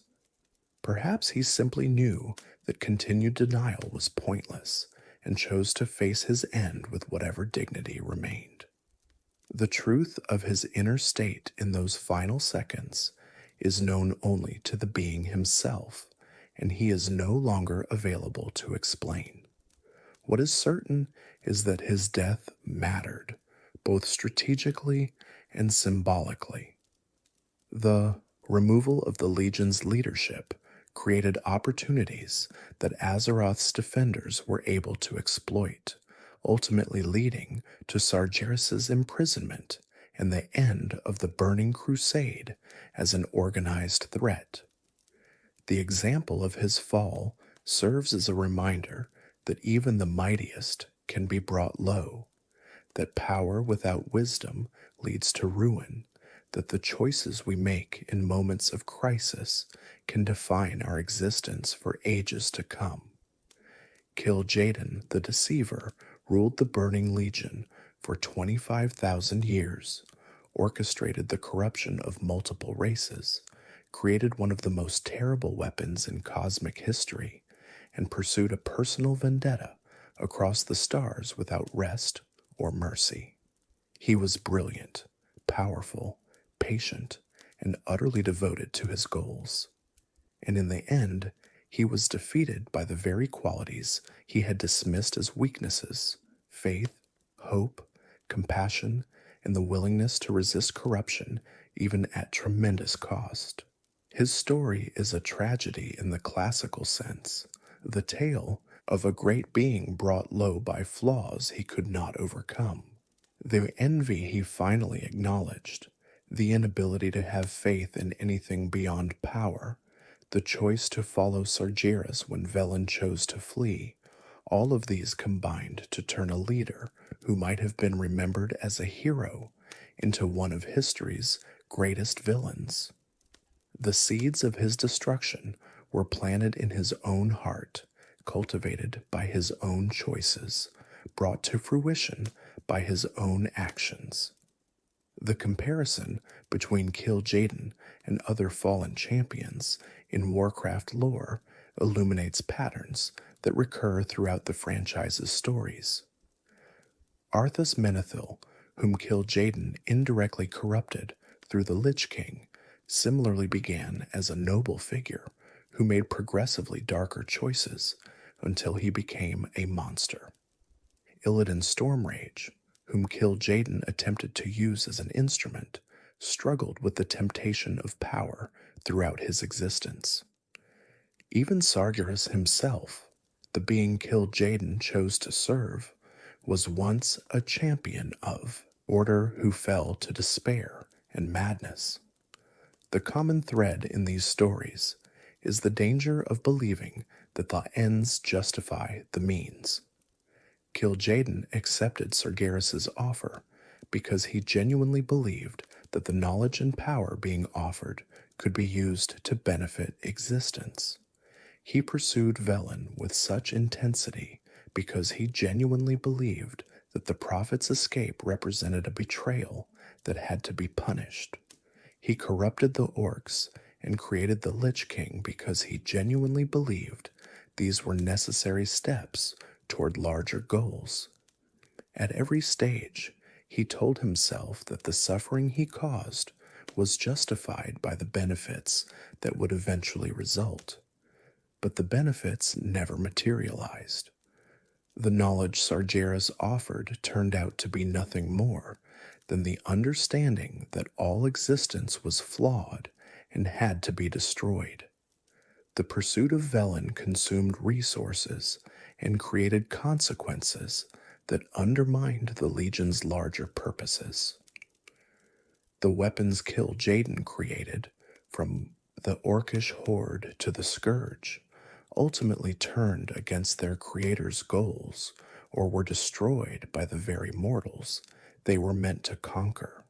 The tragedy is that Kil'jaeden was intelligent enough to see these patterns, to recognize when his plans were failing, to understand the consequences of his choices.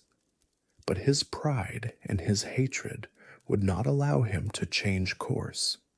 He had committed so fully to the path of power that any deviation would have required admitting that Velen had been right all along. That admission was something he could not make until his final moments, when death had already claimed him. The philosophical implications of Kil'jaeden's story extend beyond simple morality tales about power and corruption.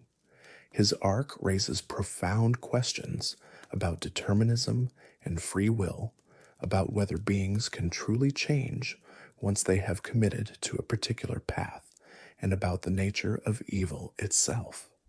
Was Kil'jaeden's fall inevitable once he made his initial choice, or were there moments where different decisions might have led to different outcomes?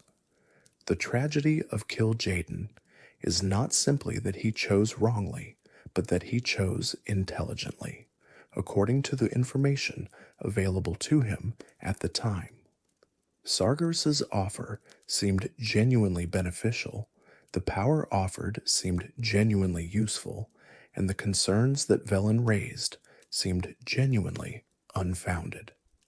Kil'jaeden was not deceived by obvious lies, but by sophisticated arguments that appeared to address his deepest questions.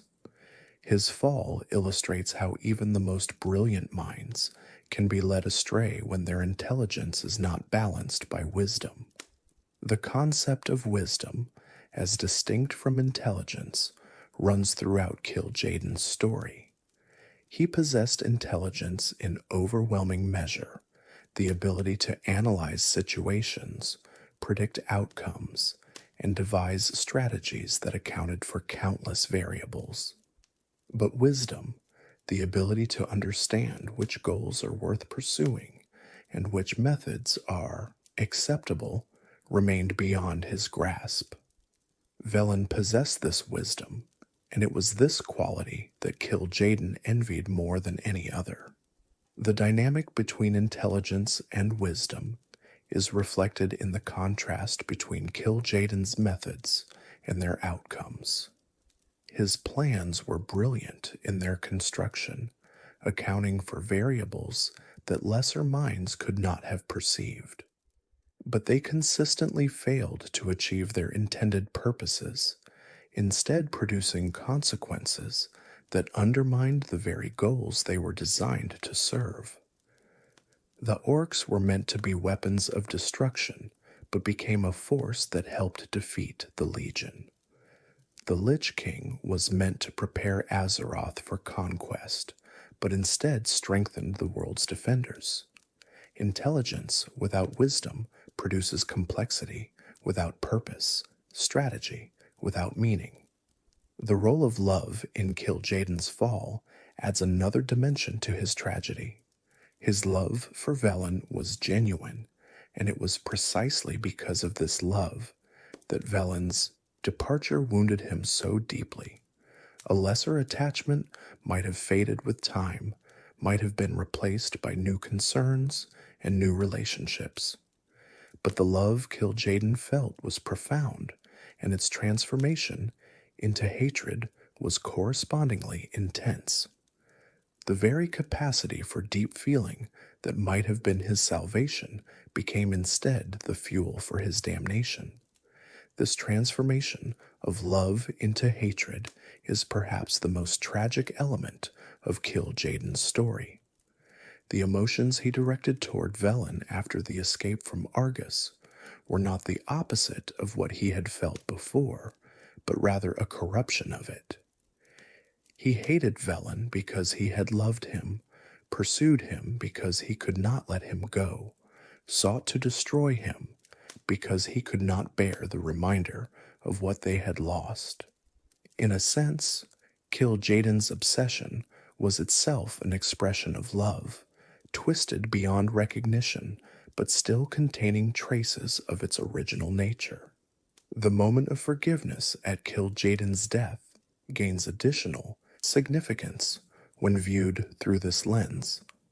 Velen's gesture was not merely an act of mercy toward an enemy, but a recognition that the being dying before him was still, in some sense, the friend he had loved so long ago. By reaching out in those final moments, Velen acknowledged the connection that had survived 25,000 years of enmity, the bond that hatred had obscured but never truly destroyed. The games and other media that have depicted Kil'jaeden have emphasized different aspects of his character at different times. In Warcraft III, he appears primarily as a manipulator, the being who corrupts Ner'zhul and creates the Lich King. In the Burning Crusade expansion for World of Warcraft, he is a climactic raid boss, a being of tremendous power who nearly succeeds in manifesting on Azeroth. In Legion, he is a final antagonist whose death closes a chapter of Warcraft history that began 25,000 years earlier. Each of these portrayals adds something to our understanding of who Kil'jaeden was. The manipulator who created the Lich King demonstrates his cunning and his cruelty. The raid boss at the Sunwell demonstrates his power and his ambition. The dying figure who confesses his envy to Velen demonstrates the emotional complexity that always lay beneath his demonic exterior. Together, these portrayals create a villain who is memorable precisely because he is more than a simple force of evil. The voice acting that has brought Kil'jaeden to life across various games has contributed significantly to his characterization. The cold contempt in his voice when he speaks to those he considers beneath him, the barely contained rage when he discusses Velen's betrayal, the weary acknowledgement in his final confession, all of these are performances that gave depth to what could have been a one-dimensional antagonist. The visual design of Kil'jaeden has similarly evolved across his appearances. From the partially manifested form, emerging from the Sunwell to the fully realized Demon Lord aboard his command ship above Argus, the artists and designers who worked on the character created a being who looked as imposing as his lore suggested. The crimson skin, the burning eyes, the horns and wings, and elaborate armor all combined to create an image of power that matched the narratives surrounding him. The symbolism embedded in Kil'jaeden's visual design reflects the themes of his narrative arc. His transformation from the elegant eredar leader he once was to the massive demon lord he became parallels the spiritual corruption that took place within him. The original eredar were beings of grace and beauty, their forms reflecting the sophistication of their civilization. The fell corruption that transformed Kil'jaeden made him physically monstrous, in proportion to the moral monstrosity he had become. The size differential between Kil'jaeden and the mortals who opposed him carries its own narrative weight. In his encounters with the heroes of Azeroth, at the Sunwell and above Argus, he towers over them like a force of nature confronting insects. This physical disparity reflects the cosmic disparity between a being who has existed for 25,000 years, who commands the armies of the Burning Legion, and the mortal champions who dare to challenge him. Yet despite this overwhelming advantage, the smaller beings prevail, illustrating the theme that runs throughout Warcraft's stories, that courage and determination can overcome even the most daunting odds. The armor and weapons that Kil'jaeden bears in his various appearances tell their own stories. The elaborate regalia he wears marks him as a leader of tremendous importance, a being who stands at the apex of one of the most powerful organizations in the cosmos. The magical auras that surround him speak of power accumulated over millennia, of fell energies so concentrated that they distort the very space around him. Every visual element serves, too, reinforce the narrative of who and what Kil'jaeden was. Kil'jaeden's appearances in media, beyond the main Warcraft games, have added further dimensions to his character. The various novels and short stories that explore Warcraft lore have provided context for his actions, motivations that go beyond what the games themselves could convey. These expanded universe materials give players and fans a deeper understanding of the being they confronted in their raids, transforming a boss encounter into a chapter in a saga spanning cosmic scales.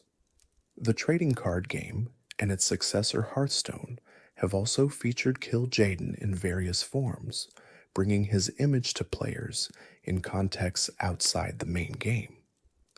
These appearances, while often simplified for the demands of card game mechanics, nevertheless contribute to the collective understanding of who Kil'jaeden was and what he represented. Each medium adds another layer to a character who has become one of Warcraft's most iconic villains. The musical themes associated with Kil'jaeden in his various encounters contribute to the emotional impact of facing him. The ominous chords that play during the Sunwell Plateau battle, the dramatic scoring of the encounter above Argus, all of these create an atmosphere that enhances the narrative weight of the confrontation.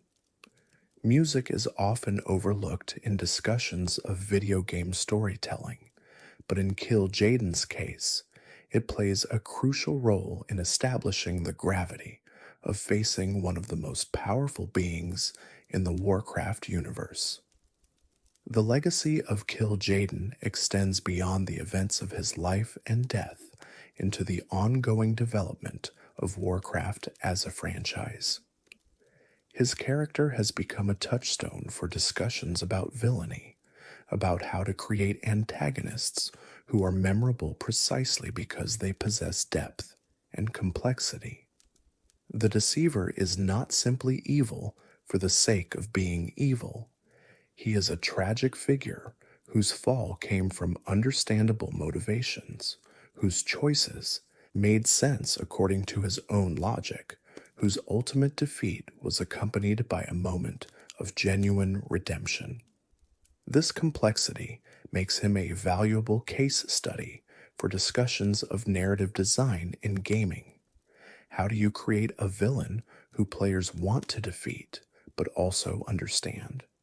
How do you build an antagonist whose history spans millennia without losing the emotional connection that makes conflict meaningful? How do you balance cosmic scale threats with personal stakes that resonate on a human level? Kil'jaeden's story offers answers to all of these questions, examples that game designers and writers continue to study and learn from. The enduring appeal of characters like Kil'jaeden demonstrates something important about storytelling in games. Players want more than just obstacles to overcome. They want antagonists whose defeat means something, whose stories intersect with the hero's stories in ways that create meaning beyond simple victory. The moment of forgiveness between Velen and Kil'jaeden resonates precisely because their enmity has been so thoroughly established, because we understand what that reconciliation costs and what it represents. That is the complete story of Kil'jaeden, from the golden age of Argus to the final battle above that shattered world, from the brotherhood he shared with Velen to the enmity that consumed them both, from the choice that damned him to the death that finally freed him.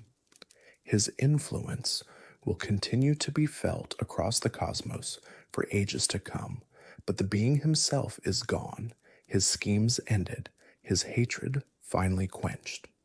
May his story serve as a reminder of the dangers that await those who choose power over principle, ambition over wisdom, hatred over love.